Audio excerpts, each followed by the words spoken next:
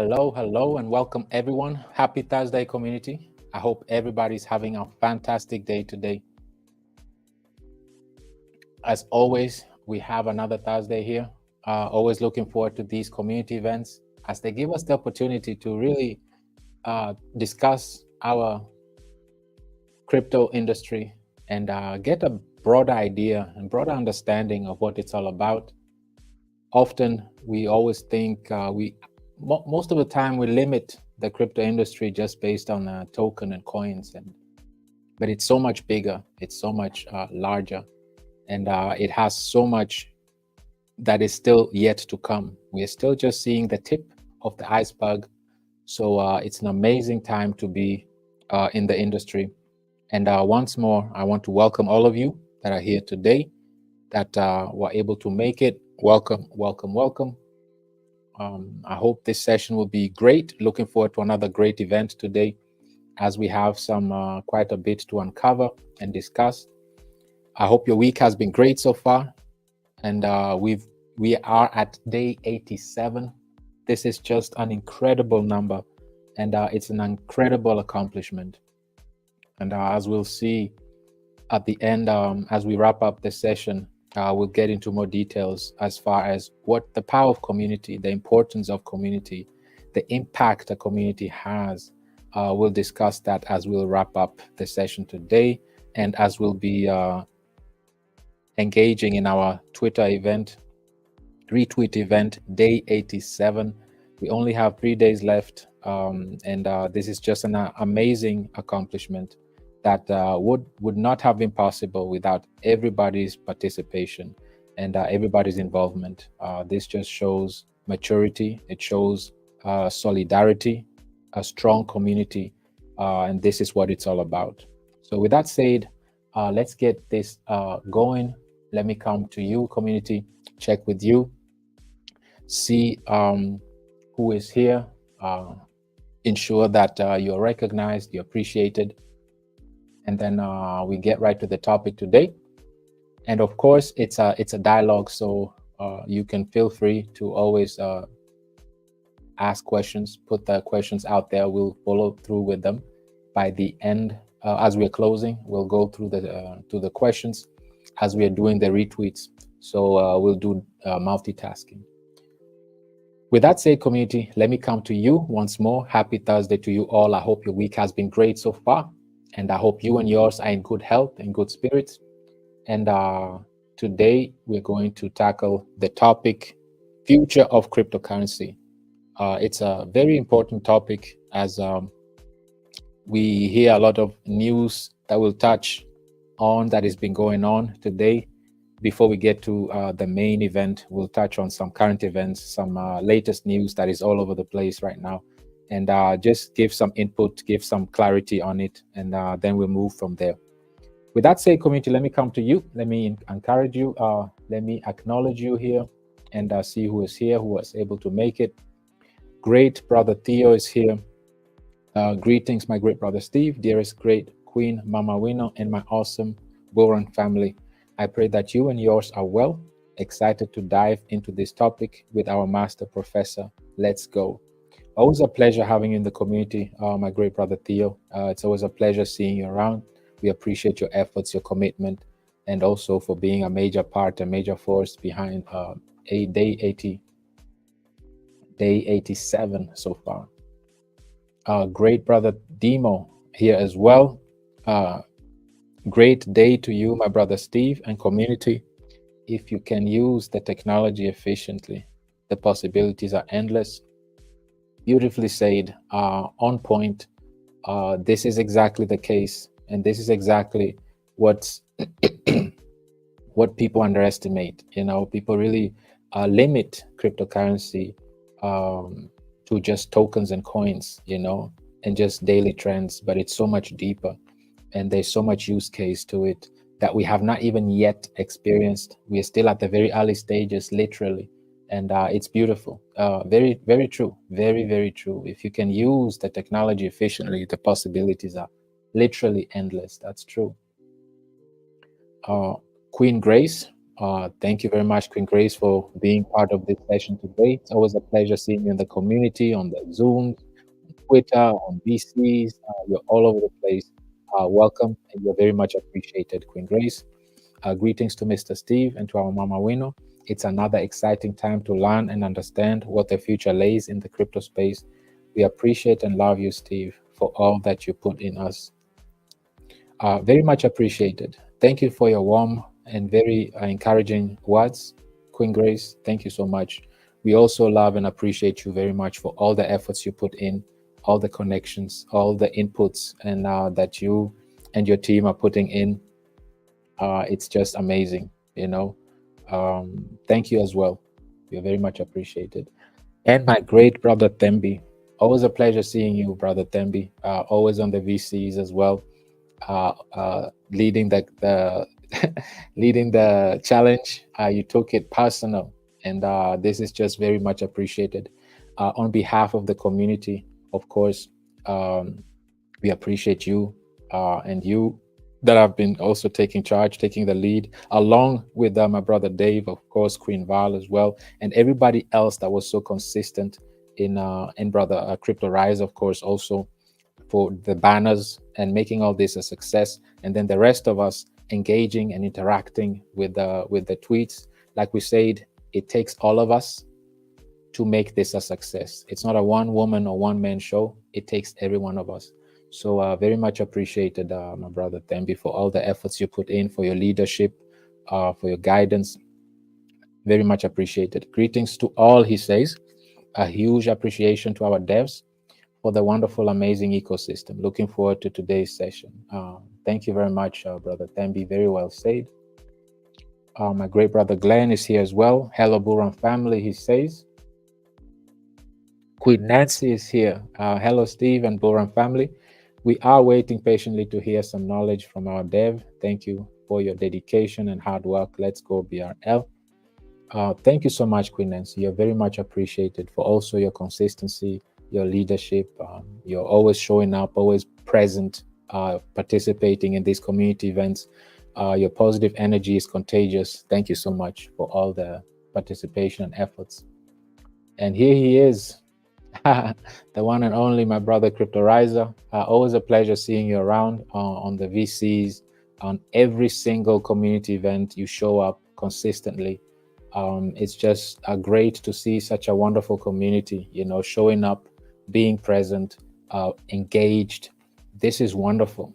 And this is the most powerful asset in the crypto space. Like I said, we'll wrap up the session today with community, as the topic of today is the future of cryptocurrencies. So we'll focus on that, but we'll close out just emphasizing on how powerful and effective coordinated community is, and the difference between all other asset classes compared to the crypto space, and what sets it apart and why it's so different. Good day, family, he says. Remember to take notes and ask questions. Very, very, very true. This is the time to educate yourself. Very, very true. Facts. This is why these sessions are here, is to really take the most advantage of these sessions on YouTube, on Twitter Spaces, on VCs, on Telegram. Take advantage of this. This is not your standard in the crypto space, unfortunately. This is really unique, and really we encourage you to stay up to date, ask questions, and if you have any, so that we're all on the same page. Like we said, one of our 4 pillars is education, and we really take that very, very serious, because we are, like we said, we are on VC right now. Even before this session today, we have members, leaders of the community on VC on Telegram. We have leaders of the community on Zoom, assisting, on a daily basis. On top of that, we have these community events 3 times a week as well. So we are all about education and helping, and along the way that to just guide individuals throughout their crypto journey. So thank you, Steve and Awino, for this massive opportunity with this ecosystem. You're truly appreciated. Thank you so much for your kind and very welcoming words, my brother Crypto Riser. we can only give it back to you as well. On behalf of the community, we thank you as well also for all your contributions you put in, your positive energy, your leadership, all that you do with the banners, with the tweets, and with everything, just your presence. It's just been amazing. And thank you so much.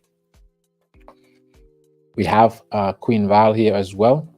She says, hello, Mr. Steve. Hello, Queen Mother Awino. Happy Thursday to all of us. Looking forward to the session. Happy Thursday to you as well, Queen Val.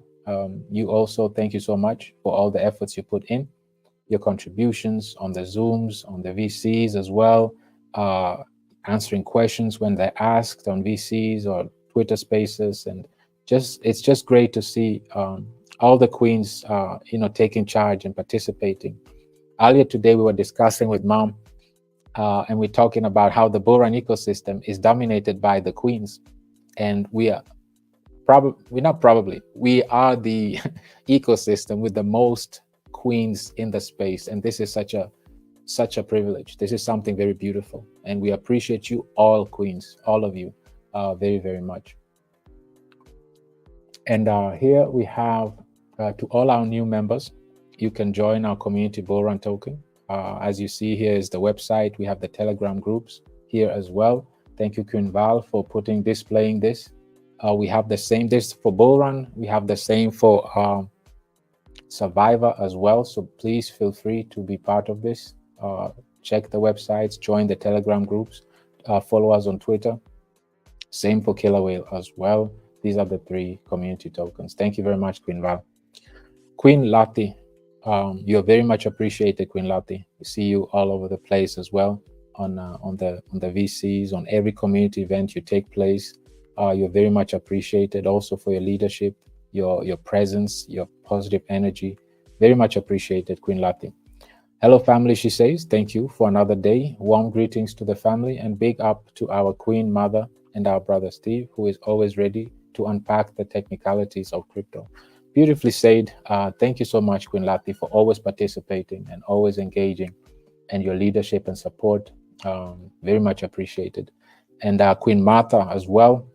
Same things as well. The queens have been just doing amazing, always showing up consistently, being a major force behind this ecosystem. You're all very much appreciated, all of you queens. Queen Martha says, good evening, Bull Run family, let's go. Pleasure having you here as well. Thank you for taking your time and being part of this. Queen Patricia is here as well. Welcome, Queen Patricia. Good evening, everyone. She says, thank you, Mr. Steve, for another educative session. We thank you, Queen Patricia, for your presence, for your contributions, your consistencies, your leadership, and your contagious positive energy for the community. It's very much appreciated. My great uncle, my uncle George, always a pleasure seeing you in the community. You're very much appreciated as well. I see you all over the social platforms, various ones, from Facebook to Twitter to Telegram and WhatsApp groups. And thank you so much for contributions as well, for all that you put in for the community. Very much appreciated. Greetings to Steve, Mama Awino, and the larger Bull Run ecosystem fraternity. We are here and ready to listen to your eye-opening lessons. Long live Bull Run, Killer Whale, and Survivor movement. Very well said. That's beautifully said, Uncle George.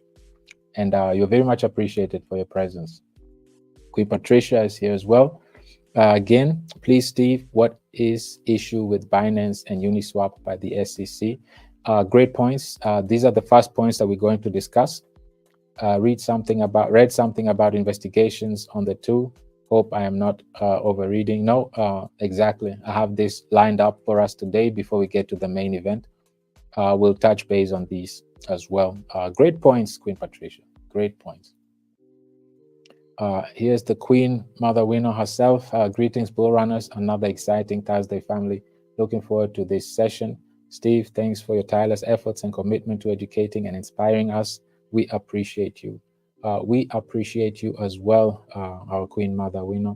You are amazing. You're an amazing leader, tirelessly being a great example for us all, and having the vision to empower not just everyone on this platform. So you're very much appreciated for all the efforts you put in, day in, day out, and leading by example. So thank you very, very much as well. You're very, very much appreciated. We have Queen Beatrice here as well. Welcome, Queen Beatrice. A pleasure having you here with us today. We see you also on all different platforms, participating, engaging, encouraging, uplifting. Very much appreciated. Good evening, she says, family. Good evening, Queen Mother. Good evening, my brother Steve. We are here to be educated, inspired, and informed by you. Thank you so much. And it's a two-way street. We all can learn from each other, really. Greetings, kings and queens. Queen Mary says, welcome, Queen Mary. Always a pleasure seeing you in the community as well. Thank you for taking your time for today's session. Community, this is it. Thank you for everyone that was able to make it today. Bear with me. Let me share my screen so we can get this session started today.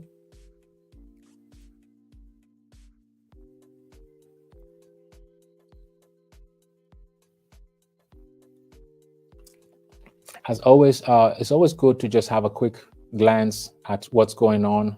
Crypto market cap, coin market cap usually has a good solid quick things that we can look at. It's literally flat right now. It's going sideways, 2.6 trillion market cap, really nothing too impressive going on right now. Actually it's recovering because the CPI numbers that came out on Wednesday was suggesting were not so good apparently, and but the stock market crashed, by the way, but the crypto space actually recovered really quickly, especially Bitcoin. It's back up over 70,000. We're still seeing greed here, so this is a good thing. And so that's all really to look at it. Bitcoin is also, I mean, Ethereum is also back to 3,500. And yeah, so this is nothing much to say about this. What everybody's anticipating though, it's just over a week now away, 8 days to be specific. The Bitcoin halving finally is coming in, and this is something that is within the Bitcoin's smart contract, not a smart contract, but coding. It's in the program. It's coded within its contract. It's coding that it will be halving its inflationary rate by half every 4 years. So this is something that everybody's anticipating and looking forward to. Usually this, if we compare to the last Bitcoin halvings, we can really see that there is a consistency. Usually after the Bitcoin halving, we also see that 6 weeks from there or 2 months from there, we usually see really a run up. And but it can go both ways. Like we saw here, the crypto space is a very, very emotional place with fear and greed index. So it can go both ways, you know. So, but we're looking forward to the halving because that will cause another additional buy pressure, because this means that the output by the miners will be halved, and the demand remaining the same. It will really cause the price to even shoot further up. And let me highlight this. As we speak right now, it's we at 70,000. This is above last year's all-time high. I mean not last year, last bull run. If we look at here, you see it's way above. This was last bull cycle's all-time high right here at its peak, and we are way above already, you know. And it already had hit 73,000, if I'm not mistaken, 73,800. So we are way ahead of schedule. We already outpaced all-time high of the last bull cycle. And like I said, the halving is not here yet. The interest rate cuts are not here yet. The liquidity is still missing in the industry.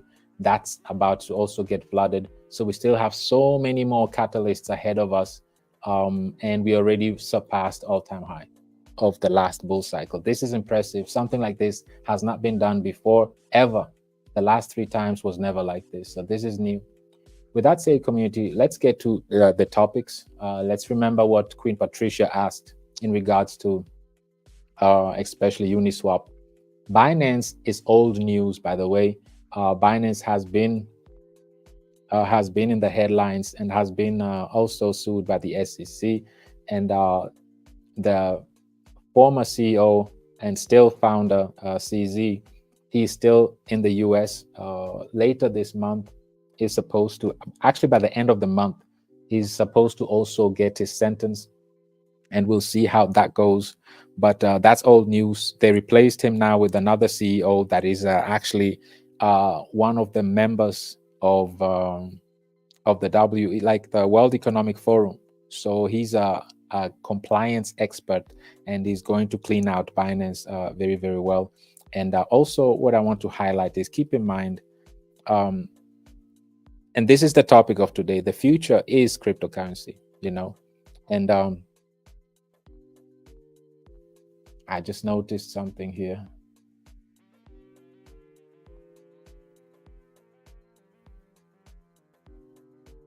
Yeah, the future is cryptocurrency, family. It is the cryptocurrency. And legacy companies like the banks, they're not happy about this. They don't want this technology to get out of hand, because they want to control it. If you can't control it, the people, which actually the blockchain technology was developed for, us, the 99%, will completely take over. And this is exactly what they're trying to hinder. They're trying to put some fear, uncertainty, and doubt into individuals that are not strong, are not aware, by suing these companies. Let's get to it. And Uniswap, this is a big news. It's all over the place right now, because Uniswap is one of the oldest, actually it's the oldest DeFi, decentralized exchange, on the Ethereum network. And every other exchange that we see here, on, for example, PancakeSwap or 1inch, or any other swaps on all other blockchains, they're all modeled and they're copies of Uniswap. Uniswap is the original. And because it's an open source, many other blockchains literally copied their code and just replaced it on different blockchains. So anyway, they got a notice, a Wells notice, meaning that they received an enforcement notice from the US Security and Exchange Commission. The CEO, Hayden Adams, he tweeted this on Twitter yesterday, on Wednesday, and he was just saying that the exchange is ready to fight, after receiving this enforcement notice. So let's be honest, Uniswap is not the first company to be sued, or US crypto protocol. They're not the first ones, and they're not going to be the last one either. Let's just get that out of the way. Many, if we go down the list here, we see Tether. Actually, all of them besides Bitcoin. Ethereum is next. We'll discuss this as well briefly. Tether, they have been also under scrutiny. Binance, like Miss Queen Patricia also just mentioned, they were also sued by the SEC. Solana, the SEC claims that Solana is a security, apparently. XRP, they won the case against the SEC. They were sued as well, being a security, and so on and so forth, So there are many companies, many projects, protocols that have been sued by the SEC, but that doesn't mean that they're in the right. And the SEC is very corrupt, to say the least. They were found by the judges that they were manipulating things, distorting information, and not being truthful, with the public. And they were deemed just untrustworthy. And this is what happens with lobbying. They call it lobbying, but they're really fighting on behalf of the banks, because that's where they get their paychecks from. So they want to try everything in their power to slow down the process and the progress, and bring a lot of just fear in the space. So what I just want to say about the notice here, this just means that it's going to be a long process. And this is exactly what the CEO said as well.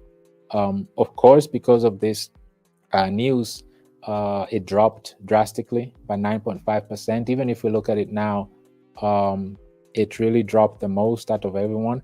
Actually, right now it's at 14% for the day, closing in on 15%, and it's still dropping. So such news always causes a lot of fear, uncertainty, and doubt, because let's be honest, decentralized exchange Uniswap is the largest on Ethereum. Ethereum is the largest smart contract blockchain, and everybody's using Uniswap, including us. So this can cause a lot of fear, a lot of confusion. However, they are, like they said, they are going to take this to the court. They're ready to fight. And also, what I want to highlight here is, like we just said, we said all of this. There's one more point I want to highlight here. Exactly, this one right here. They say that they believe that Uniswap does not meet the SEC's current definition of an exchange, and he also pointed to a recent ruling in the SEC case when they went against Coinbase. That's another one that is being sued right now as well by the Security and Exchange Commission, in which a judge said that Coinbase wallet was not a broker.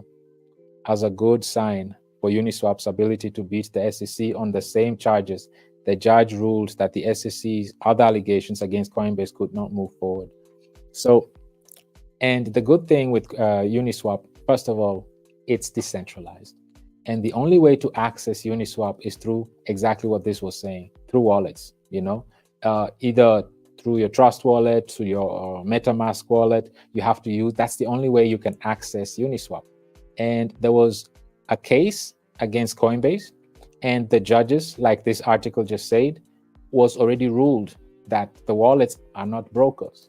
And this means that, and the charges were actually dismissed. And if you need wallets to access a secondary market through Uniswap, then obviously it's a case that is not even a case. Just like this individual says, Amory, this is what his argument is, that based on the charges against Coinbase, the judges already had ruled that wallets are not brokers, and Uniswap's ability to beat the SEC with the same charges are really high, So, and another thing also he says is, I'm confident that the products we offer are legal and that of our work is on the right side of history. This is the CEO now, the Adams. But it's been clear for a while that rather than working to create clear, informed rules, the SEC has decided to focus on attacking long-time good actors like Uniswap and Coinbase, all while letting bad actors like FTX slip by, And again, the CEO said they're going to fight these charges no matter how long it will take. And what he says is, yes, he's frustrated that the SEC seems to be more concerned with protecting opaque systems, which is the traditional systems like the banks and all these other institutions that are actually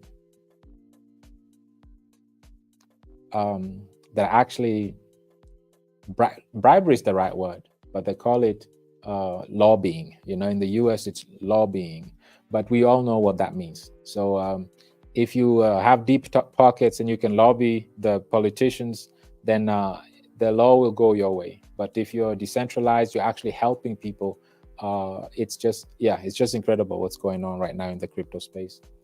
And that will have to fight a US government agency to protect our company and our industry. He said, this fight will take years, may go all the way to the Supreme Court, and the future of financial technology and our industry hangs in the balance. Keep in mind, today's topic is the future of cryptocurrency. And this is what we're looking at right now. This is the largest, Uniswap is the largest decentralized exchange. And like we said, decentralized exchanges, the only way to access them is through wallets, okay? Either Trust wallet, or they even have Uniswap wallet or your MetaMask wallet. And the ruling was in favor of Coinbase already, like we said. So, and the judges already had ruled. So good thing in the law is you can always use previous similar cases, and based on the charges, on the rulings, you can now build a case. So this is good for the lawyers, for the defendants, for Uniswap, and they'll definitely have a good case on that as well. This fight will take years, like we said, may go all the way to Supreme Court and the future of the financial technology and our industry hangs in the balance. This is so important to understand. If we stand together, we can win. I think freedom is worth fighting for. I think DeFi is worth fighting for. So this is really the takeaway from this. This is the most important parts that we can really take away from this, is that they're also going through the process of being sued. However, based on Coinbase's case, which is similar to Uniswap's charges, they can use the base ruling of Coinbase to their defense as well. So I'm really not surprised that the SEC is going after DeFi now, especially exchanges, because all they want to put in is fear. They're shaking every tree. They're trying to just intimidate newcomers and just see what they can get away with. But good to know is that they have a good case. Uniswap has a great case because Coinbase already won those charges against the SEC before. And the only way to use Uniswap is through wallets. And once wallets are involved, the judges already ruled the charges against Coinbase in Coinbase's favor, that wallets are not brokers. So if you're not a broker using your wallets, then obviously it doesn't affect Uniswap whatsoever. So I just want to encourage you and let you know that don't feed into the fear. This is what Mahatma Gandhi said. First, they laugh at you, okay? And then, first they laugh at you, and then let's look at it right now. Mahatma Gandhi.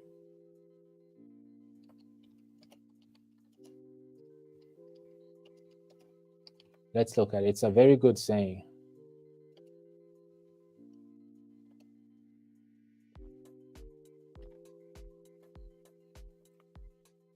First, they laugh at you, okay?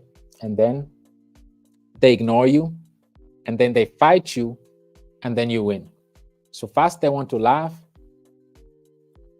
and then they fight you, and then you win, okay? They ignore you, they fight you, they laugh at you, and you win. That's very important to understand. So now then the phase of fighting, that's the last stage before you win. So they always try to do that. Same thing with the Ethereum Foundation, what we had last week. They're also facing, they're also investigating, the Ethereum, also going against them, just to also shake some trees and get some commotion, get some things going. So this is normal for the SEC to do. Like we said, they're here to laugh, they're here to threaten, and then at the end, they want to fight you, and then at the end you win. And this is normal. We can't just expect that they'll roll over and move on. They'll do everything in their power to stop this cryptocurrency era, this new blockchain technology to move forward. And there's no way they can stop it, especially like Adam says here. The key point here that he says is, if we stand together, we can win. This is very important. This is the takeaway, and this is how we'll close this session. This is just shows the importance of a community, and we are outnumbering everyone with 99%. Obviously, we are a larger number, and if we can stand together and rally behind these protocols that are really solid, there's no way we can win. We will win, but we have to be and stand together. That's the only way. We can't be divided. So like I said, Ethereum, the same thing, same process. Uniswap and Ethereum go hand in hand. It was actually the founder of Ethereum, Vitalik Buterin, who actually came with the idea of Uniswap and actually gave the name Uniswap. It was supposed to be called Unipeg, but Vitalik, the founder of Ethereum, called it Uniswap. So I don't want us to feed into these negativities. This is normal. Many other institutions, projects have been sued. Like I showed you here, Tether has been under crossfire for a very long time. Binance has been under crossfire. They're still solid. They're doing great. XRP had a long battle, years, and they won at the end of the day. And so let's not get carried away of these news that we're hearing. That's the important thing. Let's not get carried away or be fearful, because It's normal that they're shaking all the trees trying to see what they can get or what will stick. But we shouldn't be fearful, because they don't meet those certain criteria to be considered a security, and so on and so forth. Another thing also is that is circulating the news is that the Ethereum spot ETFs, the chances are now down to 50% to be approved in May, which is next month. This is based on JP Morgan, and there will probably be litigations against SEC. Again, it always goes to court. That's how the SEC, this is how you have to deal with them. You always have to take them to court, go through procedures. They will not just get you, give you a green light and let you pass. So this is normal. The point here is that it's normal procedures to go through all this, and it will be worth it. And we have to hold together as a community, as an industry. That's the only way we can win. And this is also the reason why, let's get back to today's topic. It's the future of cryptocurrency. The future of cryptocurrency, it's the regulators are tightening up, suing everything that is moving in the crypto space. And there's nobody yet that has gone uncraved. Everybody has been sued. All these top 10, they've been looking at them, and said something against them, maybe besides USDC, but everything else, even Circle is being looked at, by the way. So there's just a big mess going on. And this is why we should ask ourselves, what is really the future of cryptocurrency? What can we expect moving forward? Because we're at the very early stages in the crypto space, it's very important to understand the following. Before we can talk about the future, we need to understand the present first. We need to really have a better understanding of what's the present right now, what's going on currently. And also we need to understand that it's important for us to hold together as an industry. It's important for us to really bring products out that are beneficiary to the communities, that are adding value to the space, and that are really bringing communities and bringing people together. So if we see articles like this, yes, it's scary, because we are on the Ethereum blockchain. We are using Uniswap and all that, and Ethereum being the largest smart contract blockchain in the space, it affects a lot of projects. All these apps are affected. Lido, Aave, Maker, Uniswap, of course, you see here, Pendle, Rocket Pool, all these projects, all this is on Ethereum. And it affects a lot of projects, a lot of protocols.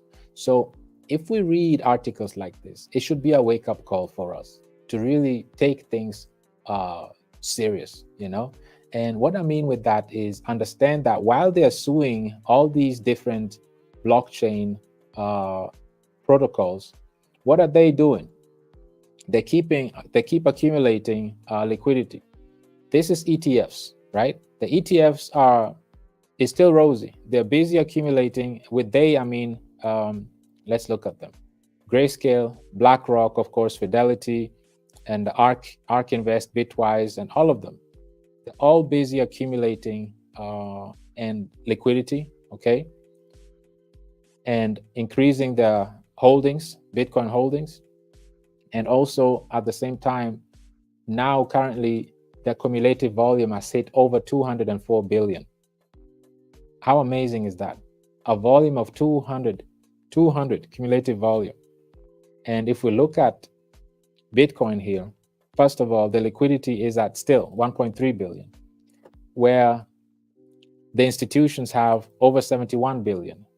So this really just shows you that we can't really fault. We have to take responsibility as an industry. We have to really, be more accountable and be more forward thinking. We should also, especially as developers, as founders, we should develop protocols that are really based on fundamentals, that are that benefit the community. Because at the end of the day, It's the communities that have the bring all these assets, and we'll wrap up with that. Let's go step by step. First of all, let's understand, where are we today, and what are the 8 benefits of the cryptocurrency. And once we understand these 8 benefits, we'll also see what we can anticipate, what's coming, what we can expect in the future. So just to briefly go through them. First of all, we see that transaction speed, okay? In the real world, if you want to move funds right now, first of all, it has to be during the week, Monday to Friday.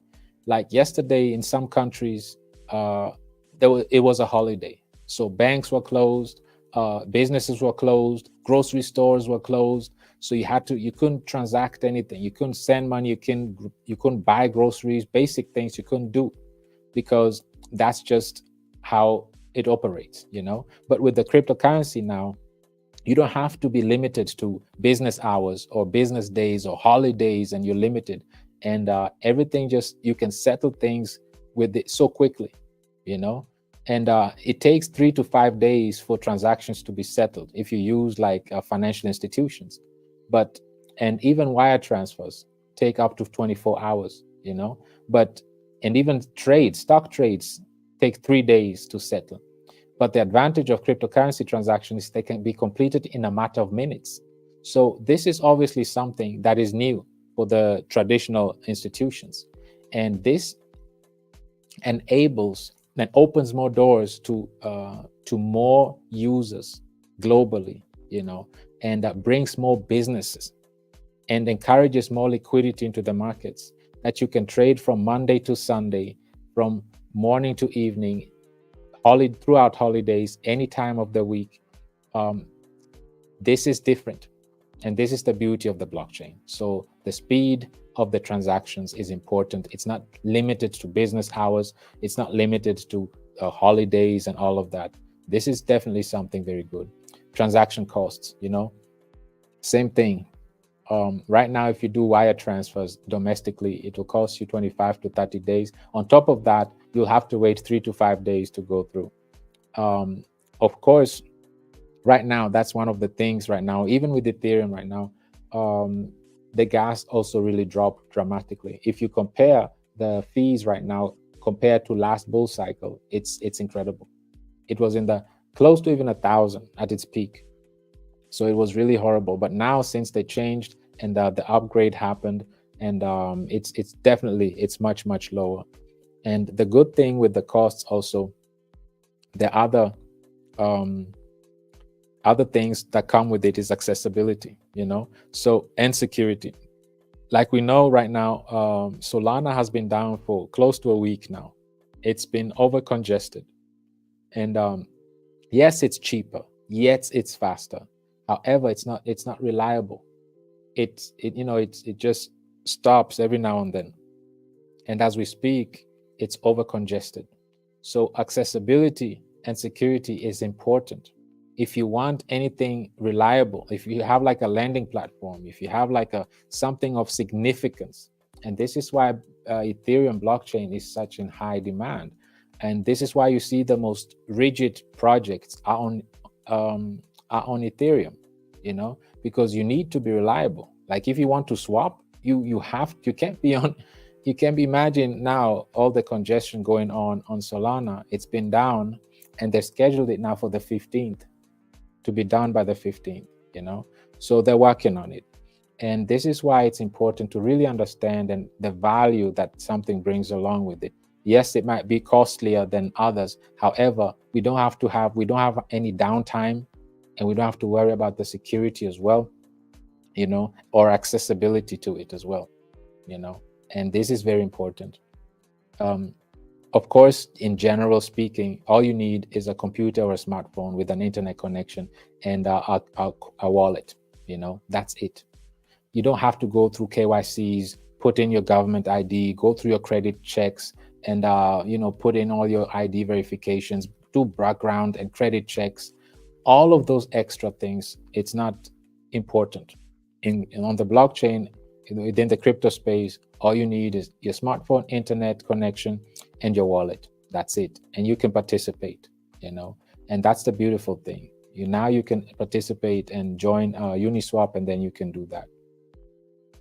And this helps the unbanked. This is why we always talk about being your own bank.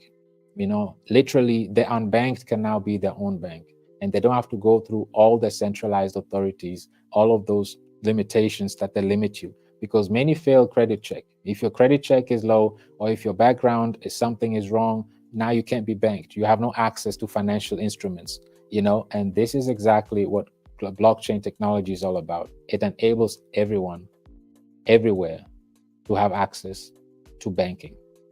Security is very important as well. And with the proof of stake, of course, it's a very, very secure network as well. And what we need to highlight here is that unless someone gains access to your private keys for your crypto wallet, they cannot sign your transactions or access your funds. It's not possible. They have to have your keys. So this is why we always tell you, never share your keys with anyone. Don't listen to anyone DMing you, asking you for your keys or anything. The only way we'll assist you is on Zoom. We'll assist you on Zoom or on VCs, but preferably where you can share your screen, and we can assist you there, But nobody will DM you and want to have access over your private keys. Nobody will ask you for your private keys. Each time somebody's asking you for your private keys, report them, stop the conversation, and know that it's a scam. Nobody on their right mind will ask you for your private keys unless they have it. They have no access to your wallet. They cannot sign your transactions, and they have no access to your funds. Okay. However, if you lose your private keys, there's also no way to recover your funds. So these are the two things that you need to know. Always write your keys down, multiple places. Don't copy it on your desktop or on your mobile phones. Don't save them or take screenshots of them either. Keep them offline, somewhere safe. Preferably write them in 2-3 different ways so that you have them multiple times. So in case something gets lost, you have another. You wrote them up somewhere else. So these are very basic but very important things that we need to really remind ourselves all the time. This comes with responsibility also. You have to be accountable and responsible and smart. You have to know that don't share your keys. That's your wallet. You're the bank. That's your bank account. So don't share your keys to your bank account with anyone. It's common sense. Don't do that. Okay? So please, community, don't do that. So but besides that, the transactions are secured in the nature of the blockchain system, during this using this distributed ledger technology, where it's very transparent. And this is where it says here, privacy. That's another thing. Privacy is very important as well. All you see is this right here. Like, for example, if we go, all you see are these are people's accounts. These are people's wallets. You don't see their names, their addresses, the nationalities, their gender, all of these things that, centralized exchanges or centralized institutions require you to show. You don't see that here. This is the beautiful thing about crypto. You have your privacy, And the next thing, like we were discussing, is the transparency part. Transactions take place on a public distributed ledger. Like we see here, it's public. We see all transactions right here. We timestamps even to the second. You see how much they bought, where, you see the wallet addresses, everything is transparent, and you can go even deeper. You can go deeper and see how much they're holding, what percentage that is, compared to holding, and all of that. You can see how much is in the liquidity pool, how much has been banned, and all this. Let's refresh. Let's see. Just out of curiosity, this is the ban wallet for by the way, for Killer Whale. It's really been climbing up. Last time it was on the 7th place. Now it's 4th. It's climbing up. So yes, that's the beautiful thing about the blockchain technology. It's transparent. Everybody can see it. And this level of transparency can reduce fraudulent transactions, of course.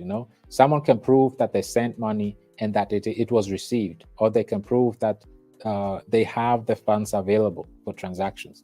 So this is great. This is a great way to really use this technology to its fullest.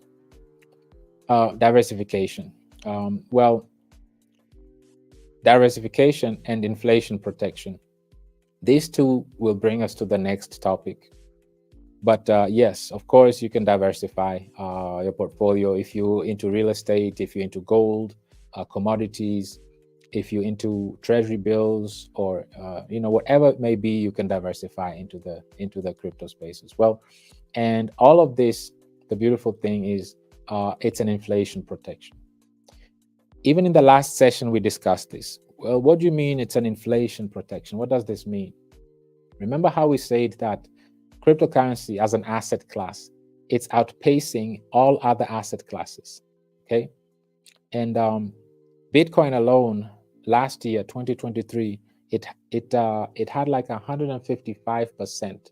It grew by 155%. So that's amazing. It outpaced. No other asset class performed that well. No other one. So it's beating out gold, US Treasury bills, US stock market, and US real estate. So it beats everything. Besides Bitcoin not being efficient, not being liquid, and not using its transactions efficiently, and not being deflationary either. Besides all of this, it's still outpacing every other asset class. Now that we've understood this, the benefits of what we have, and how these cryptocurrencies can be used, just like my brother Dave said, if you use this technology the right way, you can bring so much benefit. You can benefit so many people in this space. And Uniswap is one of those. They use the technology so great that we can all benefit from what they created. We don't need to do credit checks or give our IDs or anything. We can launch a token on Uniswap. All we need to do is open a wallet, provide a liquidity, deploy a smart contract, and boom, we're in business. Simple, easy, straightforward, uncomplicated, and transparent. This is the future of cryptocurrency. This is what it's all about. And unfortunately, these agencies have something against it. Normal, because the banks are fearful. Imagine millions of people now opening their wallets. Okay, they have privacy, and they're entering an asset class that is protecting inflation. That is outpacing every other asset class, and they have their privacy. Transparent is also, we see everything that is going on with that specific cryptocurrency. It's secure. We don't have to worry about banks going belly up, bankruptcy, and us losing our assets. And accessibility, we don't have to wait for business hours, weekdays. We have to wait through holidays before we can access our own funds. And then the transaction costs, of course, and the speed, like we said. So there's so many benefits. But the most important thing, let's go to the next phase right now, is inflation protection, like we just discussed. Let's look at this in more detail. Let's look at gold, for example. Cryptocurrency outpaces gold. Like Bitcoin outpaced gold. If you held Bitcoin in 2023, for example, you did so much better than if you would have held gold. And gold has close to 16 trillion in market cap, right? It has 15.8 trillion in market cap. When we looked at the market cap today, we're at 2.6. And this is not Bitcoin. This is the entire industry. This is the whole crypto industry is only at 2.6. And we see here, gold alone, just one commodity, is at 15.8. So more than 6 times. Okay. So this just shows you, when we say we are early in this space, literally we are early. We are very, very early. And this is why you see all these confusions, all these lawsuits that have been piling up. It's just to discourage people from entering and participating in this wealth generating event. So these are just tricks that the institutions play, the regulators play, to discourage the 99% to participate in DeFi, to participate in this once in a lifetime generational wealth distribution and wealth accumulation that is about to take place in the next few years. We have in an asset class that is outpacing gold, and gold is at close to 16 trillion in market cap. Like we said, we are only sitting at 2.6 trillion. So the growth and the potential is still so massive. The liquidity that is about to enter the space is so massive that the regulators, they have to bring fear in here, because people are about to make life-changing, like they're about to generate so much wealth, because this crypto space is outpacing gold, like we said. It's outpacing the US stock market. The US stock market, no, this is the equity market. Yes, the stock market, 46 trillion market cap. It has a 46 trillion market cap. Again, we're only sitting at 2.6. And this is just the stock market alone. Okay, so if you even add the 16, let's round it up to 16, and then the 46, that alone puts you at 62 trillion. Now let's look at the US real estate, another 47. So that's 100 trillion right there. And these are we just looked at the four major assets. Okay, we just looked at real estate, gold, and the stock market. These three alone account for 100 trillion. 100 trillion. And all of these are getting ready to be tokenized and put on chain. Okay, and this is why this fund was made for. BlackRock USD, institutional digital, what is it? A liquidity fund. They already went ahead and created a fund, and guess what blockchain they picked? Ethereum. They picked Ethereum. So this is great for us. This is great because whatever BlackRock does, everybody else follows. So far they've accumulated 288 million in liquidity so far, and this fund is barely 2 weeks old now. And this is the beautiful thing about what we said, that what is the future of cryptocurrency? The institutions are busy building liquidity funds. They are busy working together, coordinating. BlackRock now put in Goldman Sachs, UBS, Citadel, and Citibank. They're all working together, and we are busy working against each other, being tribalistic, instead of coming together and rally behind a solid platform that is developed specifically to benefit the entire community.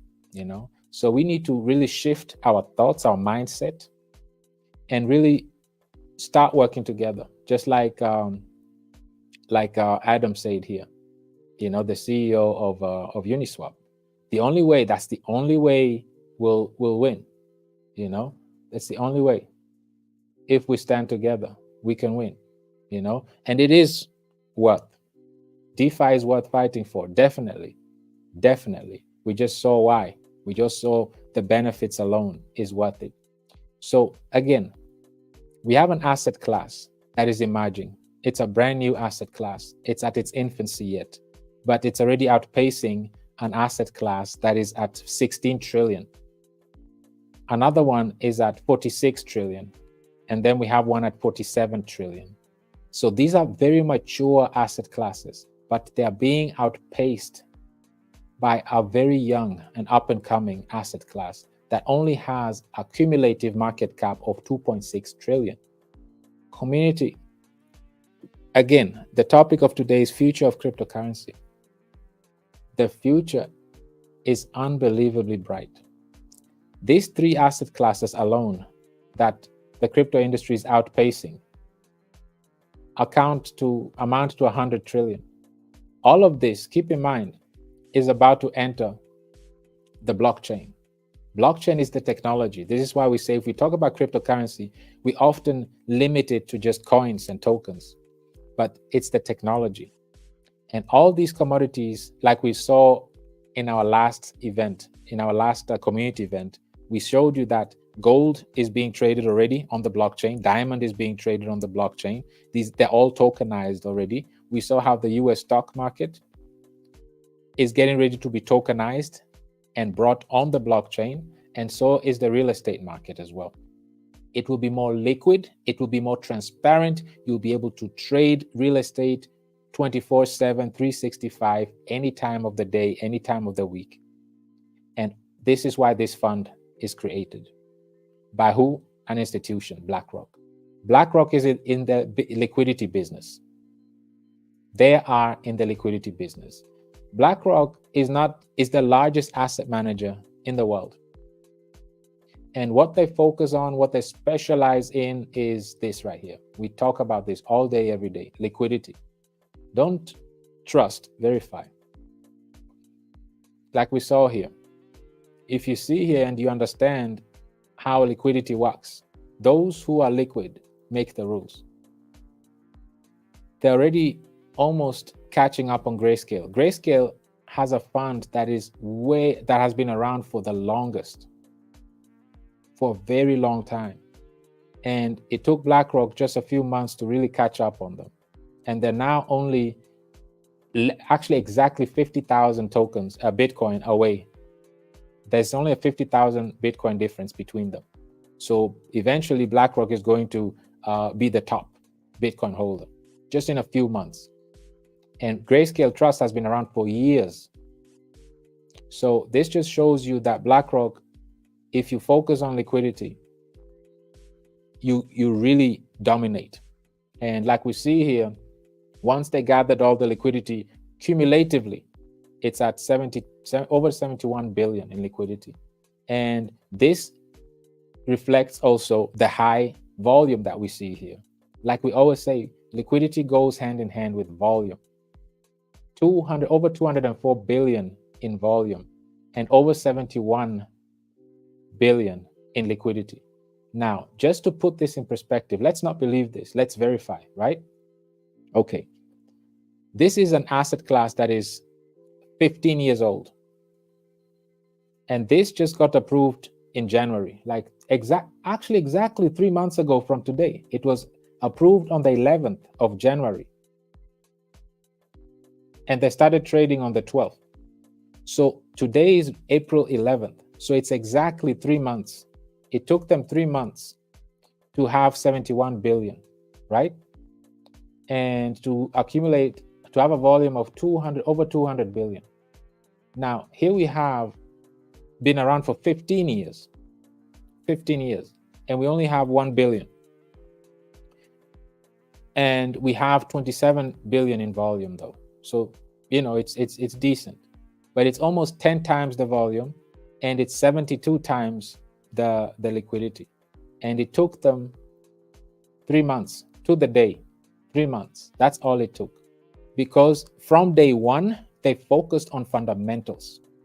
All they focused on was liquidity.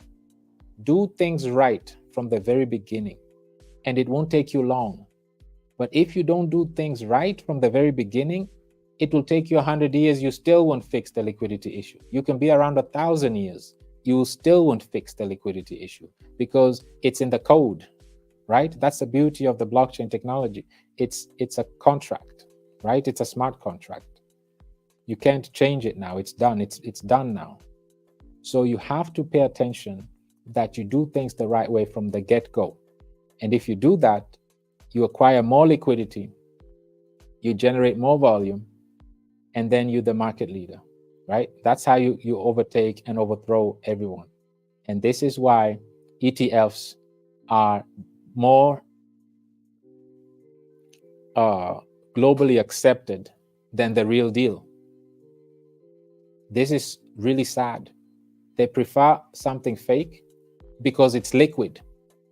We rather have something that is fake, but is liquid. That shows you how liquidity is in high demand. They rather have it fake, but they know that at least it's liquid. We can have this in and out. And the original is illiquid. Nobody cares about the original. It's illiquid. It's risky. It's volatile. It's unsustainable, you know? And this is why we say, do things right from the very beginning, because we are so early in this space, very, very early in this space. We have an asset class that has so many benefits, that is being globally accepted, that is outpacing gold that has been around for decades, that is outpacing the stock market that has been around for over 100 years, more than the entire US housing market. Nothing comes ever even close to cryptocurrencies. And don't you think that you have to follow what the smart money does? If the smart money focuses on liquidity and does that right in front of our faces, and it takes them 3 months to dominate the liquidity space, so much so that the volume already hit over 200 billion, we need to take a page from them. We need to learn as an industry. And this is what Hayes was saying here. The only way to do this is to work together. That's the only way to do it, because they're not doing it individually. And this fund is not for BlackRock. This fund is for the entire gold market, is for the entire equity market, stock market, and the real estate. They're already ahead of everyone. They already have a liquidity fund set up, ready to go. While the crypto space still doesn't understand this simple, basic fundamental, that focus on liquidity. Liquidity brings volume. Once you have liquidity and volume, you're good to go. You know, now use your volume efficiently. That will benefit the community and create a positive feedback loop that keeps the whole ecosystem sustainable. We'll get into this as we close out, but that's the simple blueprint that our industry still has not, caught up to it.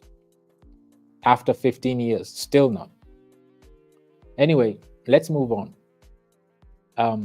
This is very important now. Like we said, we want to wrap up the session by emphasizing the power of liquidity.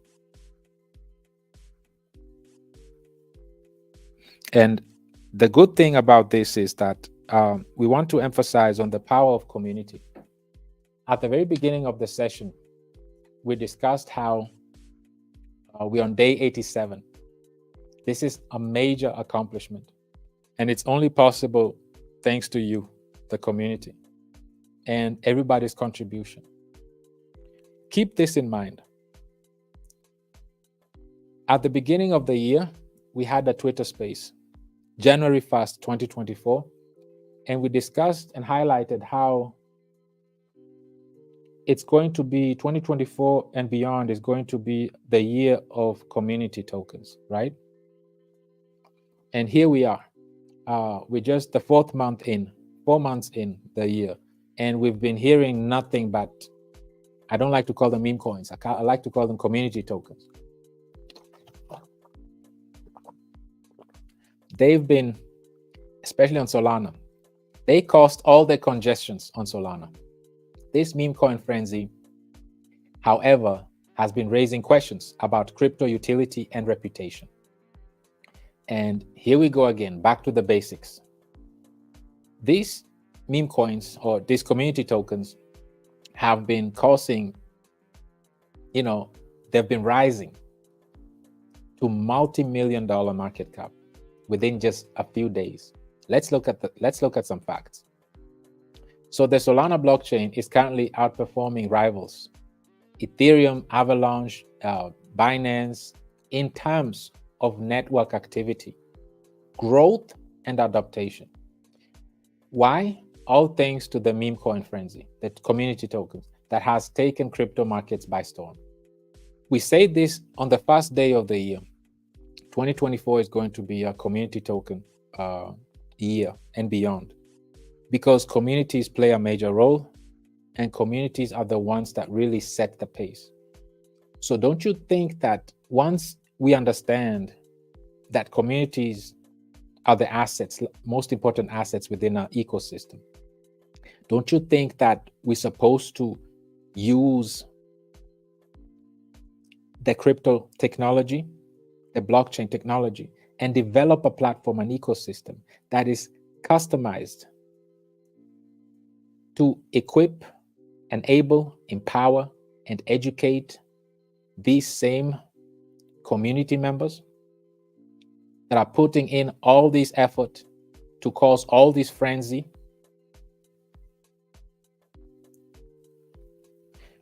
Over the past month, the Solana blockchain has seen the launch of thousands of new meme coins with billions of dollars in trading volume. Billions of dollars in trading volume. If we talk about billions of dollars in trading volume, we think about Bitcoin, right? Bitcoin has more than half of the entire market cap of the entire industry. Right now, we're sitting at 2.6 trillion market cap.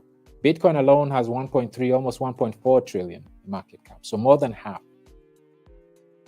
And it's trading also multiple billions. It's the most adopted, looking at, it's the most adopted known Bitcoin is, and it has ETFs, it has the network effect, meaning institutions already, pension funds now soon are adopting it. But nonetheless, you see meme coins, community tokens are doing the same. They have billions of dollars in trading volume. And they've been just around for weeks, months, not 15 years. So several meme coins made headlines and rose to new market highs within days, right? While others grabbed headlines for what? As always, rugging users and even racism, it says here, but rugging users, right? This is what we know them for. So just one more thing I want to highlight here before we get to the point of it.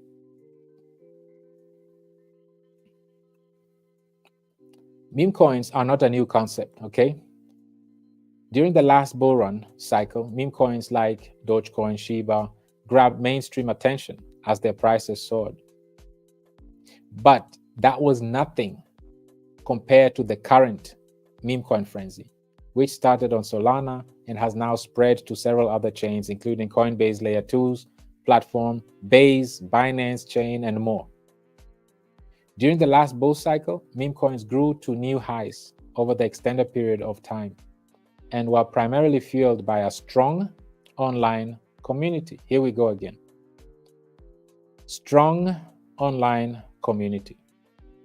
This is how these meme coins grew and just hit billions in market cap in weeks and days, and in weeks and months, due to a strong online community. I told you we're going to wrap up, we're going to close out on the importance and the power of a community. And this is the reason, this is the only way we can move forward. This is the future of cryptocurrency. This is what Hayes said as well. If and only if we stand together, we can win, okay? And I think freedom is worth fighting for. I think DeFi is worth fighting for. And this is exactly what even institutions are doing. They're all holding together. BlackRock is creating a liquidity fund for gold, for stock market, and for real estate. And they're all working together, as you see here. Fidelity, ARK Invest, BlackRock, and they're all working together with JP Morgan, Goldman Sachs, UBS, Citibank, Citadel, and Coinbase, and Circle, which is the issue of USDC. They all work together because this fund, guess what they're paired with? They're paired with, this BUIDL token is paired with USDC, just like Bull Run is paired with USDC. So the larger this fund gets, the more USDC is getting ready to be used. And what they're investing in is what is missing here, is not among the three. And that's US debt. And if you look at US debt, we know it's at 34 trillion, right? It's at 34 trillion. So this fund is heavily investing in US debt, which has a 34 trillion right now. So this means the more this fund, liquidity fund, the more debt it buys, the higher the debt can go. Because if you buy US bonds, US treasury bills, you're basically giving the government credit to print more money. So it will go beyond this 34 trillion. So they can print it. Because what they do is similar to what we are doing, right? At Survivor, for example. If we look at Survivor, you see we have a wallet here. The number one wallet right behind Uniswap, the liquidity pool, is the BAN wallet with 6%. This wallet is a blacklisted wallet. It's a BAN wallet. These tokens will never see the daylight again. And it's already at 6%. And we haven't even gone through the bull market yet. But it already is the top wallet, only behind the liquidity pool. And these tokens are removed permanently from the circulating supply. Now, guess what BlackRock is doing? They're doing the same thing. They're helping the government, because BlackRock is an extended arm of the government, to respond to this debt issue that they're having. In return, the government allows them to do whatever they want to do. Gemini, since 2010, Gemini has been trying, since 2014, 10 years ago, Gemini has been trying to get Bitcoin spot ETFs. They could not. But guess what? BlackRock came, it took them 6 months, and they had it going. So that one hand washes the other. BlackRock is buying US Treasury bills using this fund now, digital fund. This is their investments. And the more they buy, that means the more they're removing from circulating supply, giving the US, enabling the US to print even more money. This is beautiful for us because we understand how this flawed financial system works. To kickstart an industry, you have to print more money, right? And once the money is printed, obviously it's not going to gold, it's not going to US stock, it's not going to real estate. I'm not saying zero is, but majority will come to the blockchain using cryptocurrencies because they are the most profitable asset class that outpaces all these three, actually all four, even US Treasury bills. They give you up to 5% annually. So this is what's happening, community. We need to understand how this system works, and we need to work together. We need to coordinate as an industry, and we need to start being smart and understand that the only way to win is to accumulate liquidity. That's rule number one. Accumulate liquidity right after coming together, working together. Rule number two is understanding that once you have the liquidity, volume comes in. And volume and liquidity are the most important two aspects to run an efficient ecosystem, to run an economy. And once you have that lined up, everything else is wide open for you now. Because now you can use the volume efficiently, unlike Bitcoin. Bitcoin is not using their volume efficiently. They're not adding any liquidity with this volume. They're not being deflationary, let alone scarce using this volume. And they're definitely, because they're not on a proof of stake network like Ethereum is, they're not incentivizing the holders with this volume. And these are the challenges in the space community. These are exactly the challenges. Once you've acquired liquidity and you have acquired volume, use your volume efficiently to retain liquidity, which it lacks here, to be scarce, at least deflationary, and to incentivize your community. None of these, Bitcoin is not doing any of this. This is why ETFs are more attractive. This is why they already amassed 71 billion. in liquidity and over 204 billion in volume. It's a much better asset class right now. It's a much better proposition. It's liquid, it's sustainable, but the original is illiquid. It's not sustainable, and it's not using its volume efficiently. Guess who's using their volume efficiently? BlackRock is. They're charging fees, they're charging taxes, and these taxes go to their wallets 100%, and they're only sharing it with their shareholders. So this is why we're saying, community, the bottom line here is that we are so at the very early stages of an asset class that has all the positivity, and we are very early on this emerging market. And this asset class that is emerging is outpacing legacy assets like gold, US stock market, and real estate.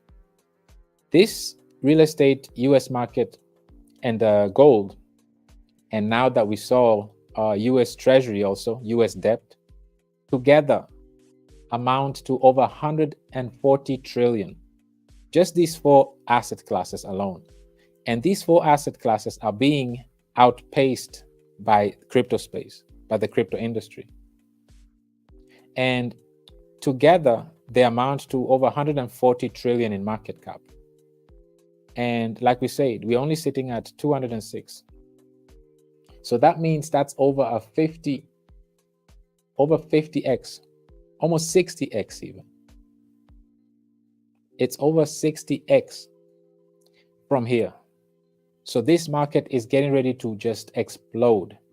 And many still don't understand this, because all these asset classes are being tokenized. We saw this. It's happening. It's reality.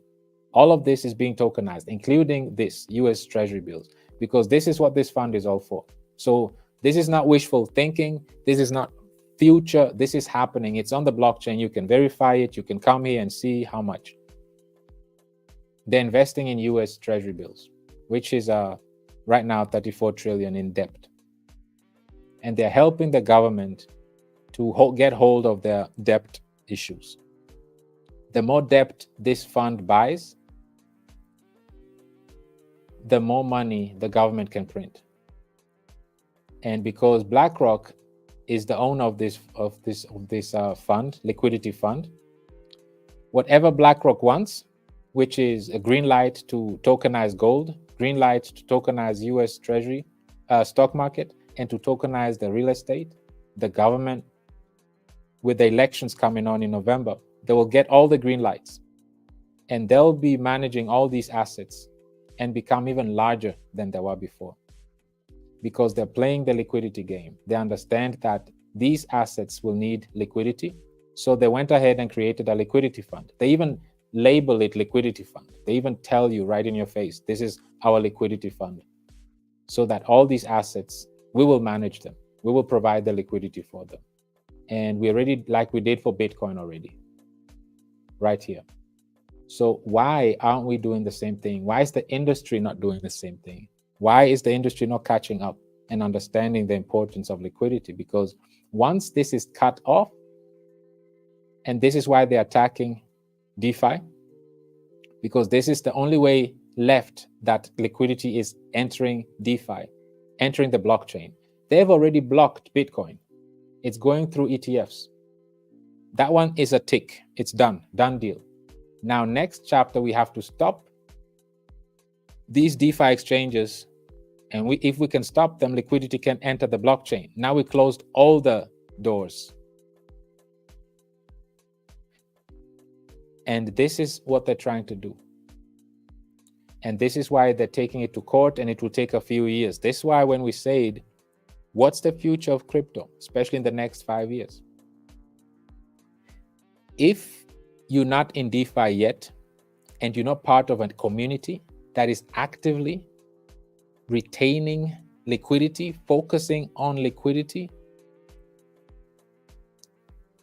accumulating liquidity for their community, will be drained. You won't be able to make it. You won't be able to make it because all the liquidity is going to BlackRock. All of it. All these assets, who is providing liquidity for them? BlackRock. They already prepared the fund for them. It's there on the chain. You can monitor it. You can watch it. And meanwhile, all these famous known protocols, Lido, Eigenlayer, Aave, Maker, Uniswap even, they're all busy. And I'm not picking on any. It's just the sad reality of things is that, let me show you. The sad reality of things is that these tokens are extremely inflationary. Their staking is inflationary. Their fundamentals, their tokenomics are inflationary.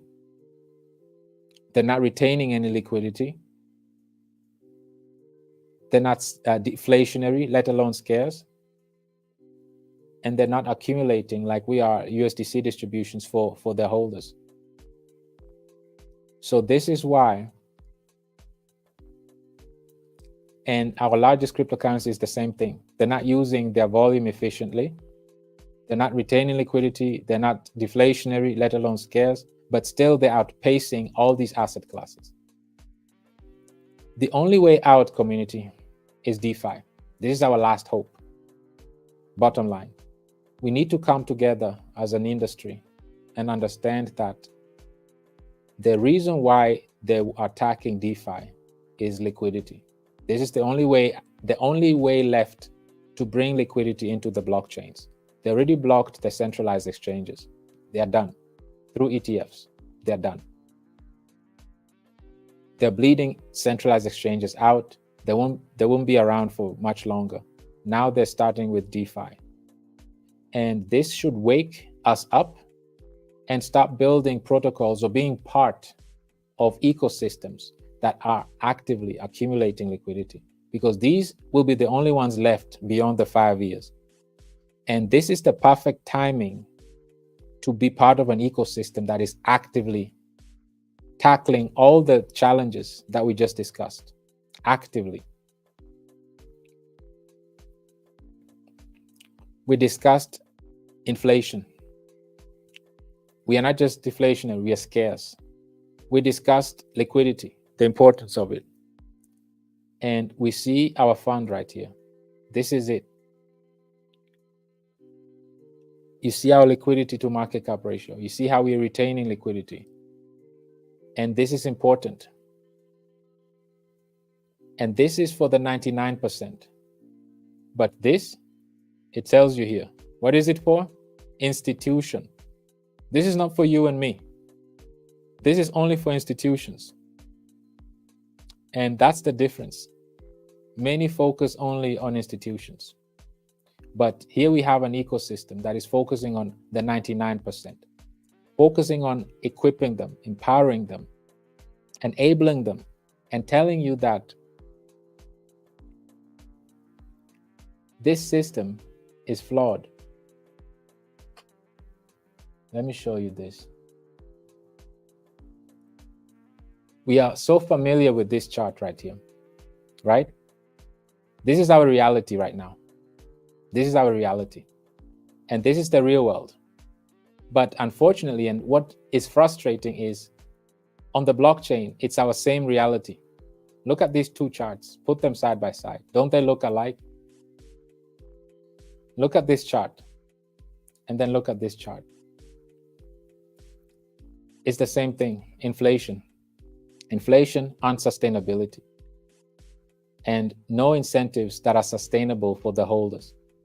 So this is why we need to be part of an ecosystem that has sustainable USDC distributions to their holders, to their stakers, that is actively accumulating liquidity, because we understand that we need to be in the liquidity game. That's the only way to survive and have volume. And once we have volume, guess what? Now, this same volume accumulates even more liquidity, burns even more tokens, and generates even more USDC distributions for the stakers. And this is exactly what we need. Now we have a positive feedback loop, because the more liquidity we have, the more traders come. The more traders come, the higher the volume you see here. And the higher the volume, the more liquidity, the more bonds, and the more USDC distributions. So you see how this is working. And it's transparent. You come here, you go to the top wallet. This is the staking contract. You see here, it's a contract. It's not an address, it's a contract. And this is the staking contract. You see how much BRL is locked in here, and you see how much USDC is being accumulated. And if we just wrap this up now and do the math. Let me see here. If we wrap this up and do the math, community. And by the way, the tweets are out, community. I see that bull run is out just now. It just went out. Bull run is out.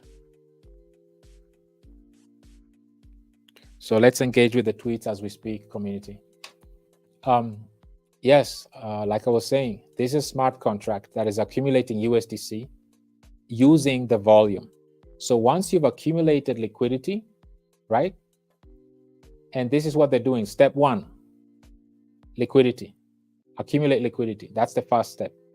Once you've accumulated it, monopolize it by providing it to all these assets, commodities that are market leading. 15 trillion, 16 trillion, 46 trillion, all of this. These are intercepted. 140 trillion is supposed to come on chain to the 99%. But no, guess where it's going? It's going to the institutions. It's going to BlackRock. It's not coming to us. So if the largest asset manager is looking after their own institutions, who right now in this crypto space, who in this industry is looking after us? Who is having a liquidity fund right now? Which project out of all these fancy projects, which one is accumulating a liquidity fund so that the community has exit liquidity? And so that even after the music stops, after the bull run, let's look at it. Crypto is all about cycles. You see here how everything was going up, everything was rosy, people are becoming millionaires. But after the music stops and the whales start selling and the liquidity is not there, you're left holding your bag. And it goes all the way down, 80%. And this is Bitcoin. Bitcoin, 80%. Altcoins, 99%. It drops completely. So as Bitcoin was having all this high volume and experiencing all this high volume, it wasn't doing anything with it. It could have been busy accumulating it, right? But it's stuck at 1. But you see, the real smart money is accumulating liquidity, 71 billion. With liquidity comes volume. If you have these two, you run the world. You run the world, especially if you create a platform that is specifically geared towards benefiting the community, the 99%. And this is what this is all about. The future of crypto has to be retaining liquidity for us to survive. Like we saw here, the only way to manage this situation is we have to. You know, this is the future of financial technology, and our industry hangs in the balance, right? The only way, if and only if we stand together, we can win. That's the only way. But the future of cryptocurrency and the financial technology and our industry, it's up in the air right now. And DeFi as we know it, if we don't fight for it, here we have it. BlackRock is already building their liquidity fund. And none of these large utility tokens, none of them have or is working on a liquidity fund, none of them. But there is this community, this ecosystem called Bull Run. they are busy accumulating and working on their liquidity fund. Not for assets, commodities, treasury bills, no, for the community. This is strictly for the community. Because like we showed you on this chart, after the music stops comes a drop. And if your ecosystem was not retaining liquidity on their way out, was not deflationary or scarce and banning tokens, was not retaining, like we saw here on this smart contract, USDC distributions for you, after the music stops, nobody has interest of holding on to that token. Whales will start running for the hills, cashing out and getting their liquidity, the little that is left. There's only 1 billion. They're not as liquid as ETFs. ETF people don't have to worry. They're liquid. There is enough here. 71 billion, that's a lot. They don't panic. But the original Bitcoiners, there's only 1 billion after 15 years. And here you have 71 billion after 3 months to the day. 3 months, community. So, we can't close this without doing some math. We have to do some math to just highlight and just point out the inefficiency of the market. Okay, we just have to do that, especially for the newcomers, the new community members that are, a part of us and that are still not familiar.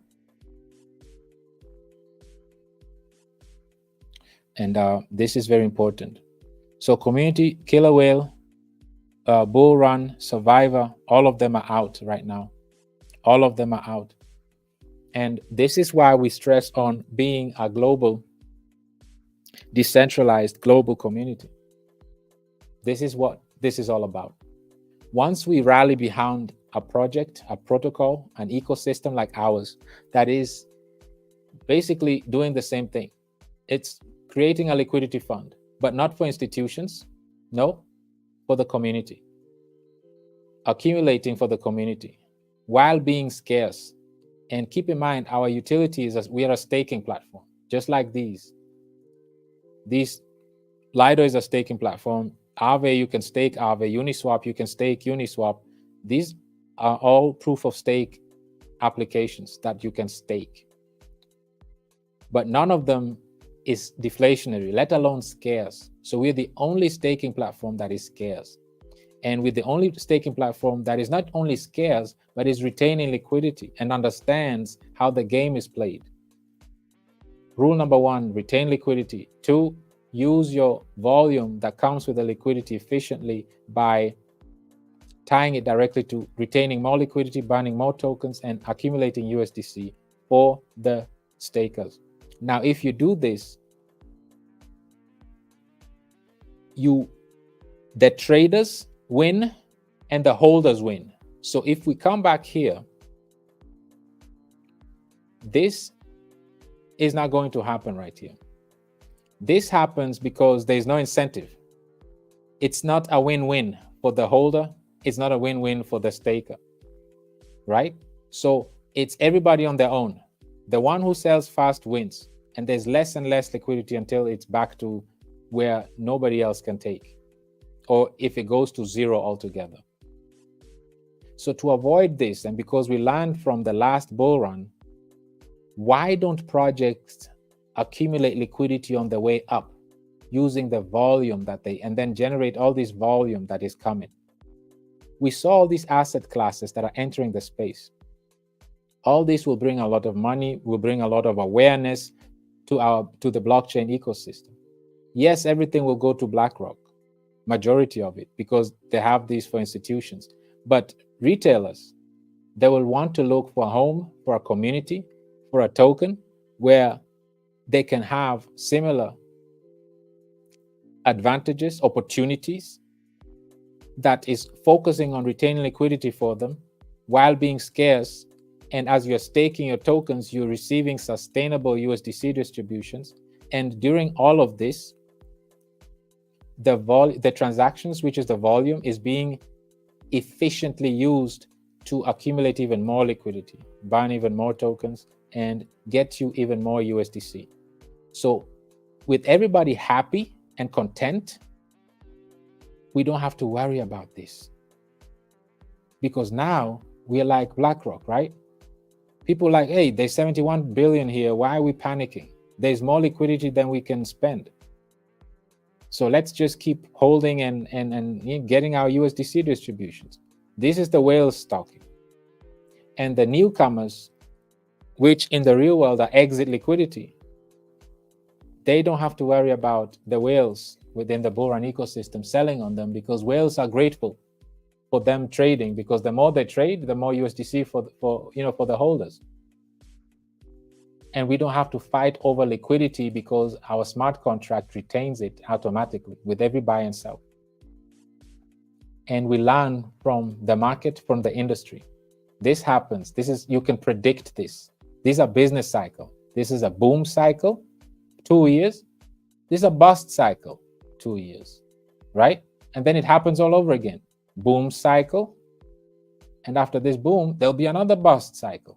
So why can't you learn and understand that, hey, we need to start a liquidity fund that is for the community? Every project, every ecosystem is supposed to have their own liquidity fund like we have for the community. It's supposed to have a sustainable staking platform for the community. And it's supposed to encourage the traders by offering the liquidity for them and by being scarce, at least deflationary, so that they understand that we're having an asset that is deflationary, at least, if not scarce, that we can comfortably stake and receive a sustainable distribution in USDC. And even those who are coming in new to trade don't have to panic and worry that there's no liquidity and they'll be used as exit liquidity, like Bitcoin is using their holders as exit liquidity, like we see here. So this is the message today. The future of cryptocurrency lies in 4 things. First of all, we need to work together. We need to work together. We need to stand together and work together. And this is why we take pride in our community. This is day 87, and it's already behind us. All the tweets are out. We've been engaging, we've been consistent, we've been persistent. Everybody contributed to this. Whether it's creating those banners, labeling them, posting them, engaging with them, everybody contributed. The entire community. We have to hold together. Now, we have to understand that we have to fight. The future of financial technology and our industry hangs in the balance. Why? Because DeFi is being attacked. And this is the only way liquidity can enter blockchain, through DeFi. This is the last option that liquidity enters DeFi. The centralized option, like we said, is locked, is closed. Bitcoin is being drained out of liquidity, out of the exchanges. Soon, people will not be buying Bitcoin directly. They'll be buying ETFs because there's just not liquidity enough here. And that's the whole plan. They want to choke out centralized exchanges so that they are holding all the Bitcoin and selling you paper versions that are liquid so you can trade better.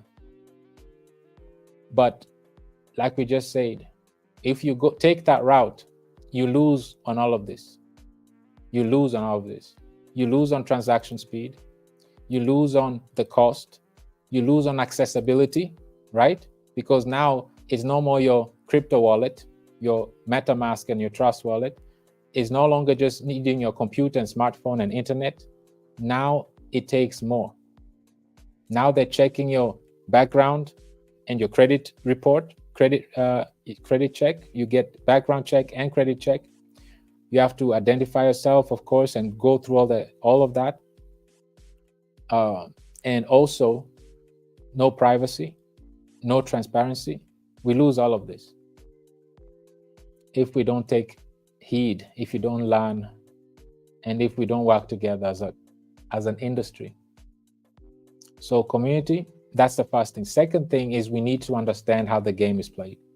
Create a liquidity fund. Rule number 2, create a liquidity fund. Once you have the liquidity fund, you have control over assets. Now you can provide liquidity to all of this. And with that comes volume. Now, once you have volume, you can use that volume to address the three challenges in the space. What are the three challenges in the space? Lack of liquidity, we are addressing that. Inflation, we are addressing that. We are banning. And unsustainable USDC distributions, I mean staking distributions, like we see here with Aave, right? Or with Uniswap. Let's not pick on Uniswap. Let's look at Aave.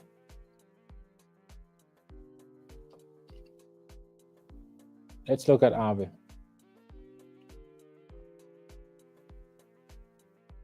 Same thing, right? Look at this chart. And then look at this. If we put them side by side, doesn't it look the same? This is a typical inflation chart. This is what inflation does. And to make it even, you can't have 169, almost 170 million in volume, and your chart looks like this. This is just wrong, horrible fundamentals, bad tokenomics. If you have 170 million in volume, this is in one day. Your chart shouldn't be looking like this, like the real world. This is exactly the real world. So let's do the math now.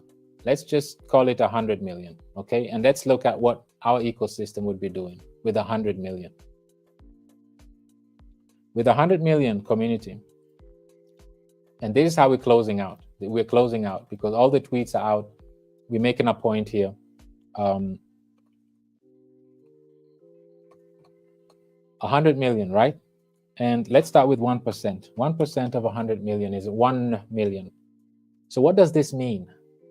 1 million of BRL tokens, or of survivor tokens, or of killer whale tokens for that matter. If all three tokens had 100 million in volume, this is what would happen. Will be banned. So, and removed, like we said here. You see how we looked at survivor? This wallet, the second largest wallet, only behind Uniswap, liquidity pool. All these tokens will be banned and placed in this blacklisted, removed from circulation forever.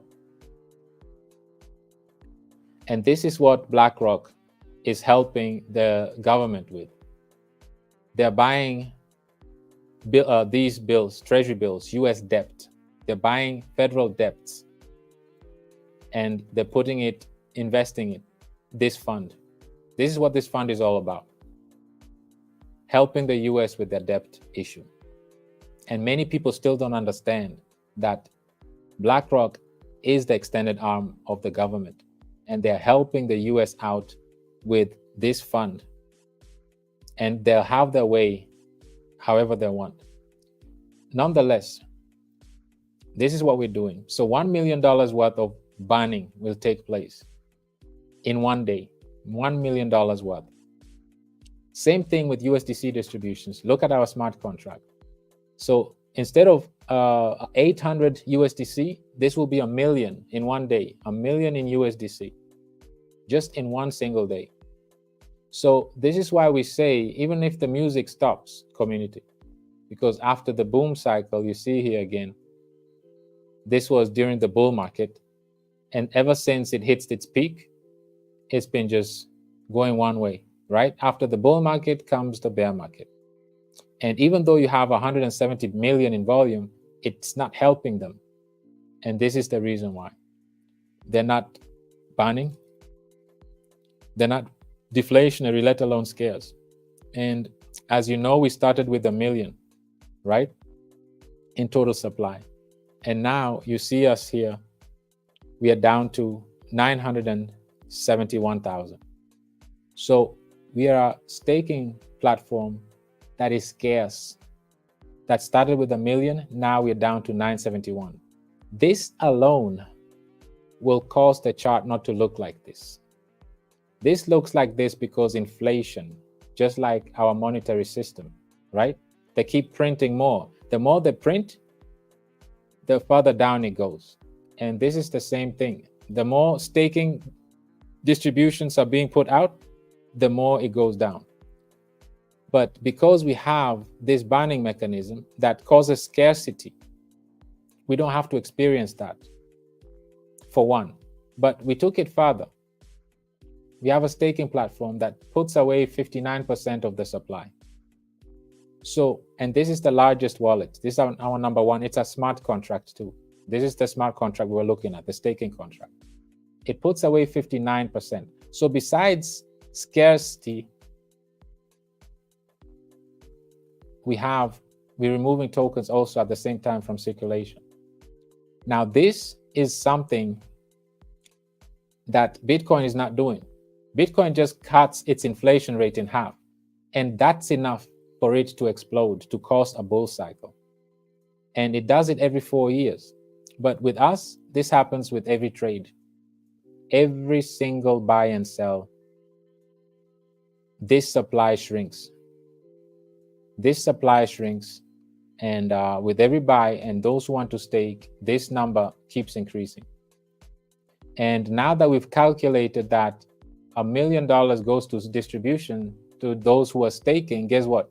So these individuals who are staking their 59% of tokens, they have a pool, and this pool has $1 million in USDC every single day that goes to them, goes to the community.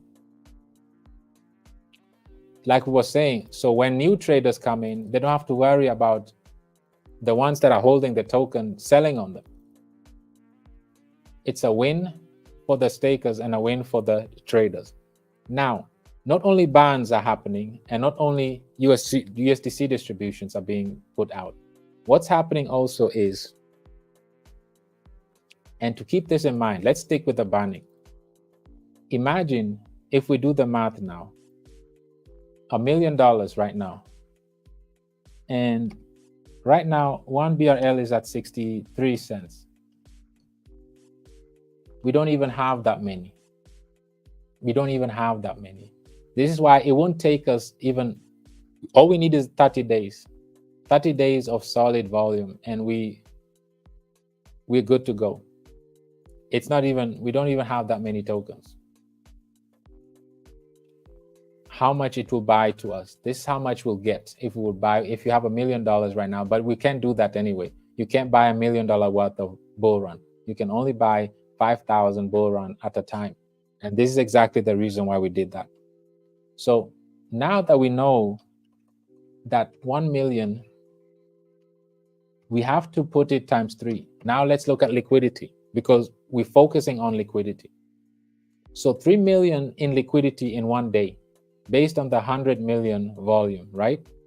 So if you have 3 million in liquidity in 1 single day, community, who is rushing to exit? Everybody will be relaxed. Like, hey, we have liquidity. Why are you rushing? Same like here. These ETFers, they're not rushing out. They're relaxed. We're receiving distributions, okay, from the trading fees, and we can just remain staked. Why should we worry about liquidity? There is plenty of it, and this is exactly why we're accumulating it. And so 1 day alone is 3, but we're more interested in a month, right? Let's do for a month. So 90 million in 1 month. Let's look at this. 90 million in liquidity in 1 single month. So if we come here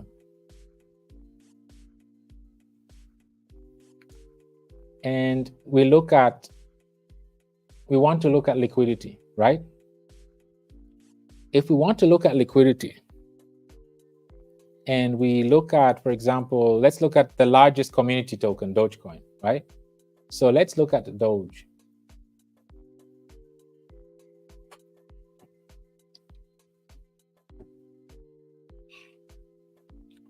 And let's look at Doge's liquidity. Doge has first of all, what did we see here?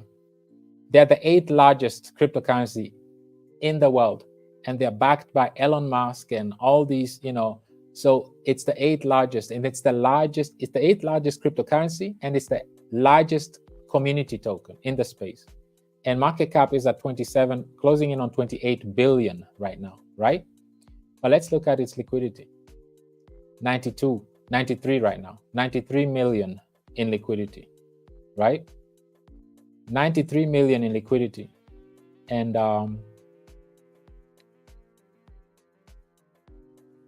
if we look at when it was founded,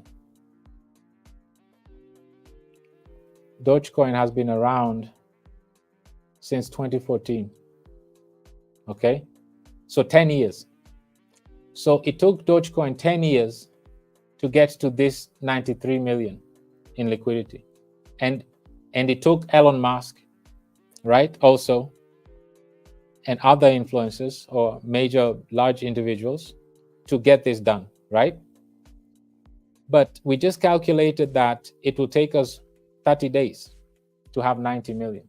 So basically, within a month, we'll have the same liquidity like the largest community token that has been around for 10 years. This is what we talk about when we talk about inefficiency. And we calculated this with 100 million. But look at what Dogecoin has. They have 2 billion.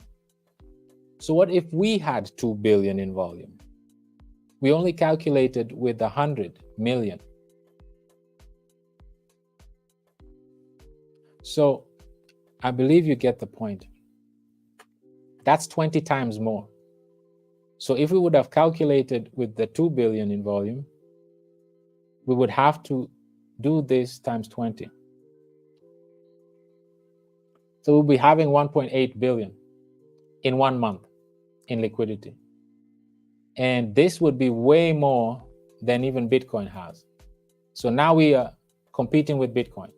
So within 1 month, having the largest meme coin community tokens volume, it will take us 30 days to have more liquidity than the largest cryptocurrency in the space, which is Bitcoin. They have 1.3 billion in liquidity. Based on the calculations, we would be sitting on 1.8 billion. So we would have 500 million more liquidity than the largest cryptocurrency in the space that has been around for 15 years. It will take us 30 days to achieve that. So community, this is why we tell you how efficient our ecosystem is. All we need is 30 days. This is why we keep saying 30 days, because that's all it will take. In 30 days, a lot of things will happen. So this is why this bull cycle, you want to be part of an ecosystem that is efficient, that has solid fundamentals, that is developed to enable, empower, and equip the community, and then educate them on it. That we are no longer on a debt-driven financial monetary system. Now we are on a liquidity-driven system that is issuing out your USDC distributions for you, efficiently using the trading volume that comes with liquidity. So this is what this is all about, community. And let's go back to this, because let's calculate now.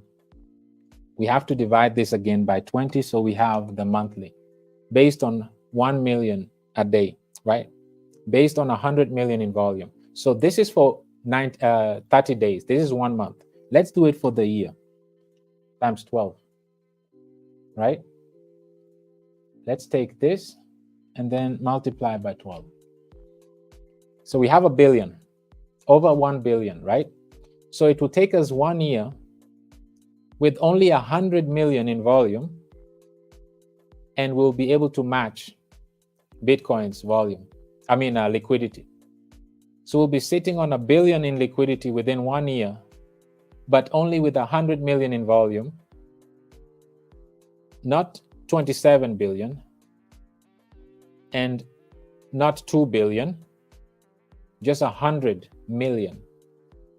That will be enough that within a year, we'll have the same liquidity like the largest cryptocurrency in the space. This just shows you how inefficient Bitcoin is, and other cryptocurrencies as well, for that matter. And the future of crypto is efficiency, is liquidity, is DeFi, is community working together as a decentralized global community, everybody chipping in, adding value. The future of cryptocurrency is not inflation, it's deflation, at least, if not scarcity. The future of crypto is not losing purchasing power, but is being a store of value. How are you a store of value? By retaining liquidity, being scarce, and creating a flywheel effect that is positive, both for the stakers and the traders. And I hope this message was, clear enough for us to understand and to really get a bigger picture, a big idea of what the future of crypto is all about. It's about community first. And it's about enabling that community, because like we saw here, it's all about a strong online community. It's what primarily fueled by a strong online community. If you have a strong online community, but you don't have a strong platform that is sustainable, this is what it will look like, right? After a boom, there'll be a bust. And you see here very clearly, yes, it will go up all the way all-time high, but then guess what? After the music stops, all the way down, 90% drop, 95% drop. And now it's starting slowly again. It's going to go beyond maybe even over all-time high, but then again, it will crash all the way down. This is because due to lack of fundamentals, it's not sustainable, it's not retaining any liquidity, it's not burning any tokens, and it's not incentivizing anyone. So everybody's running for the bank and has no incentive to hold that token. And this is what we are addressing in our community, because we want to move beyond the cycle. Even after the music stops and everybody's heading for the exit, our ecosystem will keep going. Because what? We have the liquidity. Just like BlackRock, we have the liquidity. Nobody's rushing for the door. We have the liquidity. We have the USDC distributions. We have the bonds going. We have everything going for us because we have a sustainable ecosystem. We have a staking platform that is scarce, started at 1 million. Now we're down to 971. And we have staking that is also removing tokens from circulation. And because we're focusing on fundamentals, as a byproduct, this is going to go up. It's not our intention, but if you have scarcity and staking, locking away tokens from circulation, and demand remains the same, this is what happens. And now I want to show you one last thing. I want to show you a token that doesn't have our fundamentals. It's called Maker DAO. Here it is. It has the same supply like we do, a total supply of 1 million.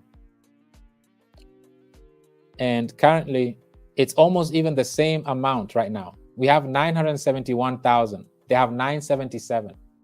And look at the price. They started with 1 million. And they don't have a binding mechanism. They're not issuing USDC distributions for stakers. And after the bull run, you saw what happened. It crashed 90%. And now it's doing the same thing again. During the bull run, liquidity is here. People are hyped. Boom, it starts again. And it will do the same thing it did last bull cycle. After it hits peak, it starts crashing again. And it doesn't take advantage of all of this. It's not burning anything. It's not retaining liquidity. And it's not issuing, or it's not incentivizing the community. But nonetheless, look, and it achieved this with a 3 billion market cap, at 3 billion. And they're not banning any tokens. So imagine, and they have an 86 million in volume, daily volume. So even if we did them, that's why we did the math with 100 million. So that shows you that. And if we take Maker, let's look at Maker's liquidity.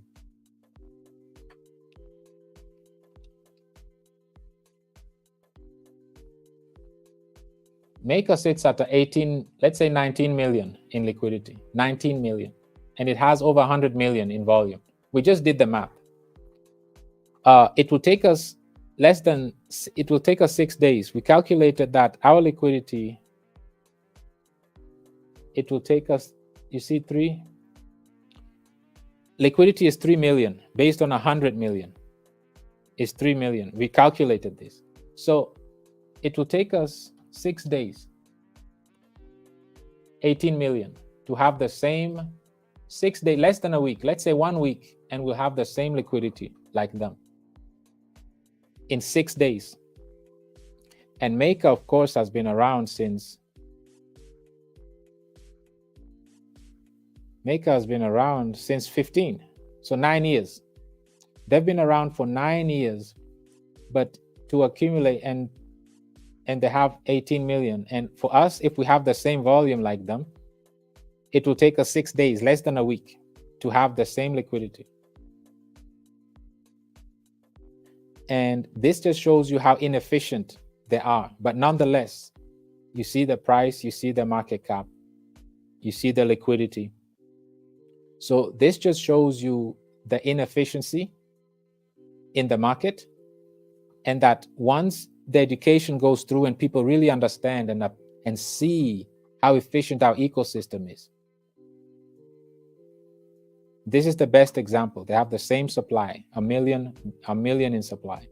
So this just shows you how once we get to 3 billion, we're not going to be here, because by the time we hit to 3 billion, we've burned at least half of our supply. We'll be sitting at least a half of our supply.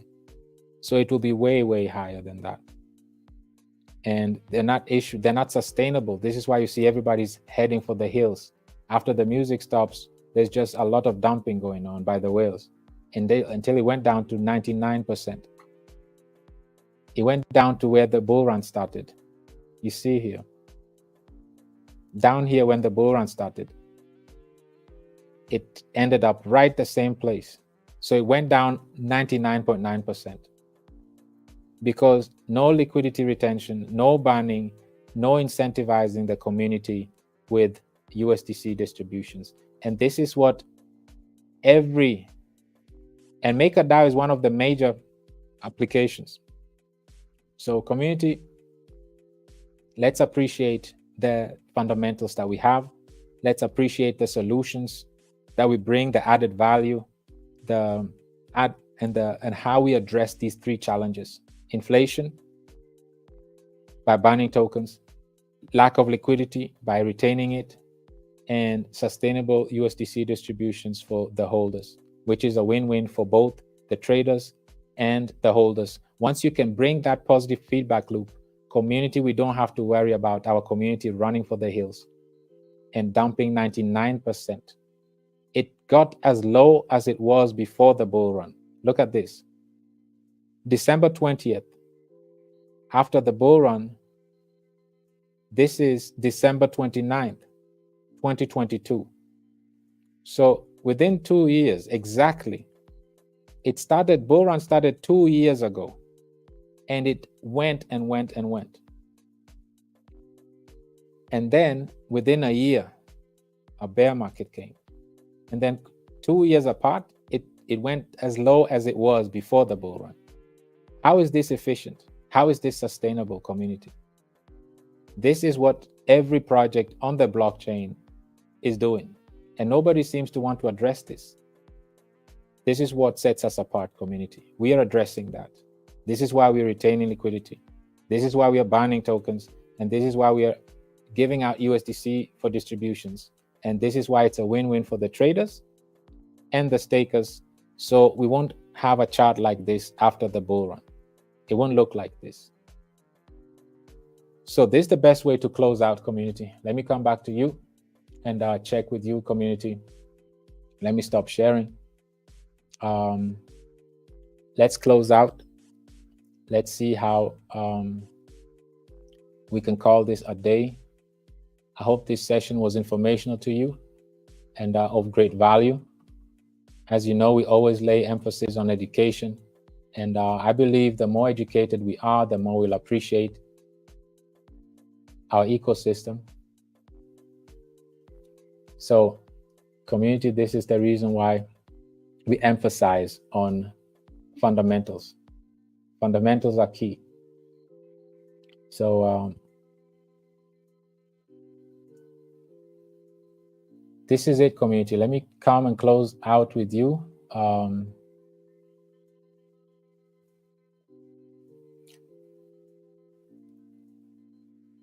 Great project.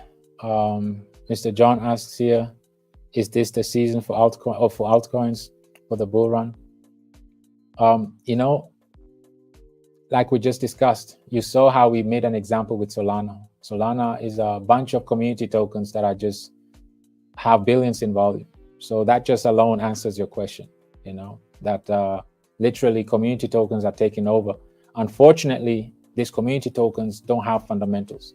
They're not built to be sustainable. They're not built for long run. They don't contribute or add value to the community.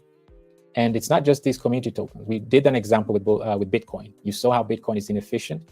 And this is why the ETFs are just more attractive for institutional investors, because it's liquid. Nobody wants to panic and start worrying about, what if I wake up tomorrow and one of my billionaire Bitcoin holders just had a bad mood and decided to exit, you know? They will rug pull the whole Bitcoin. So definitely, it is the season. As we see community tokens, not just on Solana, but they're all over Ethereum and Avalanche and all other layer 2 blockchains as well. We have Queen Lati here. Is it possible that all the tokens can be removed from circulation? If so, then what happens? It won't be possible, because there'll always be people that sell, you know, there'll always be people that are trading. And all that will happen is, just like with Bitcoin right now, some can buy, to buy one Bitcoin, you have to have 70,000 right now, right? So those who only have $100 or $1,000, they're not getting a full Bitcoin. They're getting like only a fraction, like a 0.001 Bitcoin. And the same thing will happen, Queen Lati. Great question. So not all tokens can be removed from circulation, but most of the tokens can be removed from circulation, because we're not only removing them from circulation through our staking platform, but we are also scarce by banning them. So it brings scarce. We have it's double. Tokens become scarcer, reducing total supply. At the same time, the staked ones keep increasing in staking. So excellent question, Queen Lati. It won't go to zero. Not all of them will be removed, but it will be extremely low supply, circulating supply.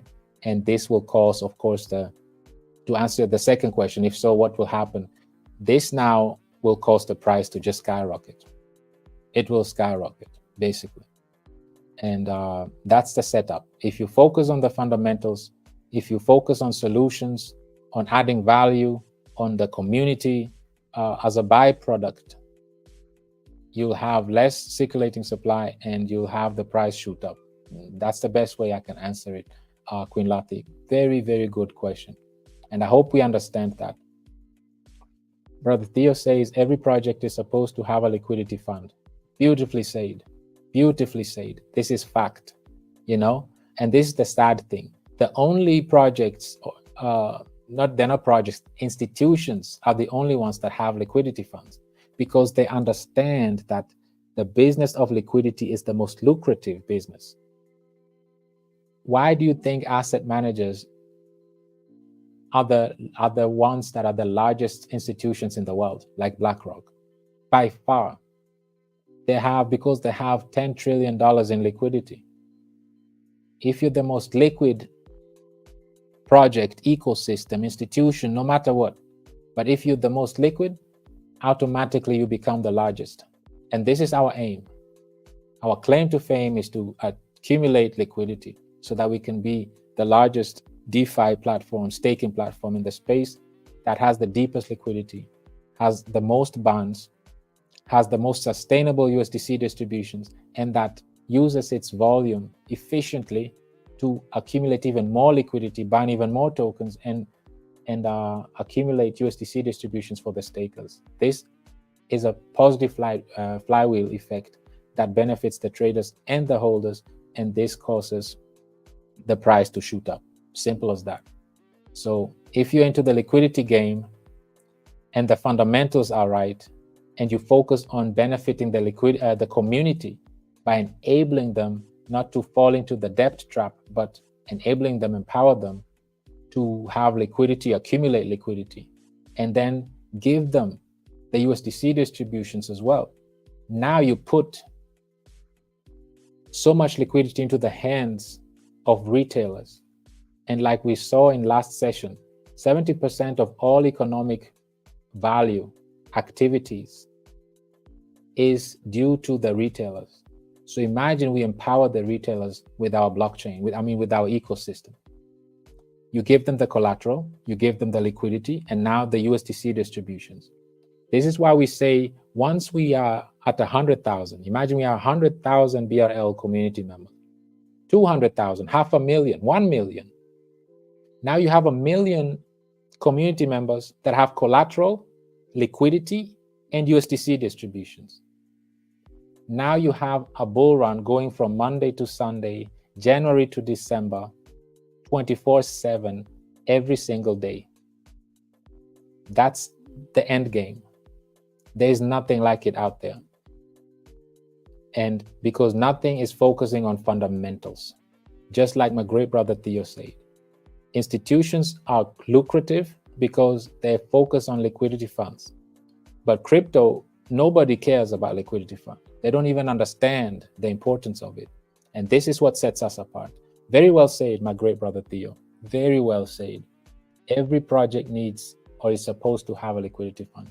We need to stand together, work together, and fight together. These are such powerful statements. Thank you, great professor. This session was fire. I thank you, great brother Theo, for highlighting this. There's no better way to, this is the highest note to close out this session today. And this will make a very good tweet, a great banner.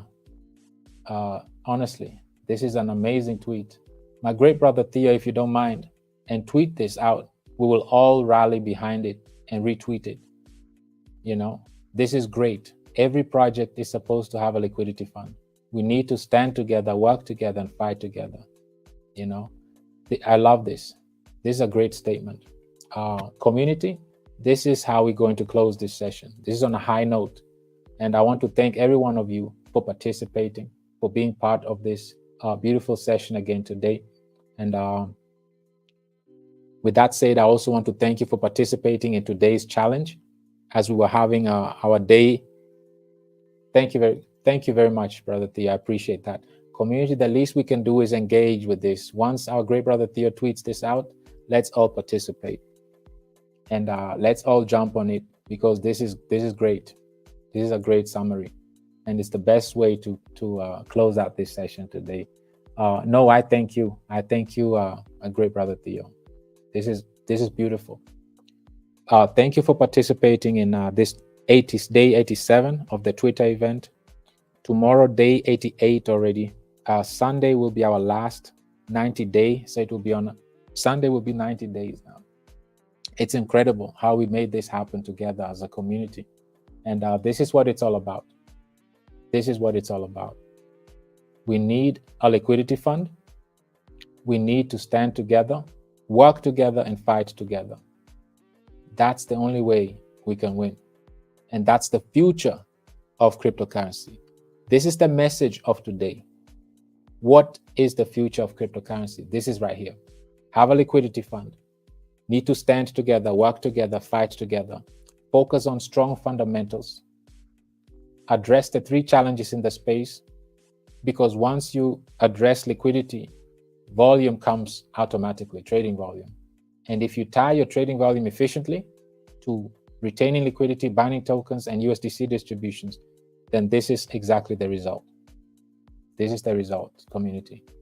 And thank you very much, everyone, once more, for your patience, for your consistency, for your inputs. And I want to wish you a wonderful rest of your week. I'm looking forward to have this session, another tweeting event tomorrow with you all. And let's meet again on Saturday. And I'm looking forward to that, which will be day 89. And then Sunday, day 90, that's when we'll wrap up the session. and the challenge. I want to thank you all, and thank you for your commitment, your consistency, your persistence, your positive energy, your inputs. You're all very much appreciated. It's not a one woman, one man show. It's like we always say, it's one project, it's one vision, one mission, it's one team. And this is the best way to close out, community. Have a wonderful rest of your week. I wish you and yours good health, sound mind, and peace. And enjoy the rest of your week. See you tomorrow and latest on Saturday again on RVC. Bye-bye, community. Have a wonderful day, everybody. And yes, thank you, Queen Val. Let's remember to comment and like on the video after the live, family. This is very, very important. Thank you, Queen Val, because this puts the word out, and this message should not remain within our own ecosystem. This message should go out there because it affects not only us as a community, but it affects the entire crypto industry. So let's engage with this video so that it can reach as many people as possible. Thank you once more, everyone that participated today. You're all very much appreciated, very, very much. And see you latest tomorrow or on Saturday latest, when we can have a dialogue again. Thanks, Queen Val, again for doing this. And thank you, my great brother Theo, for this beautiful, beautiful comment out here. And let's engage with brother Theo's tweet also once he puts it together.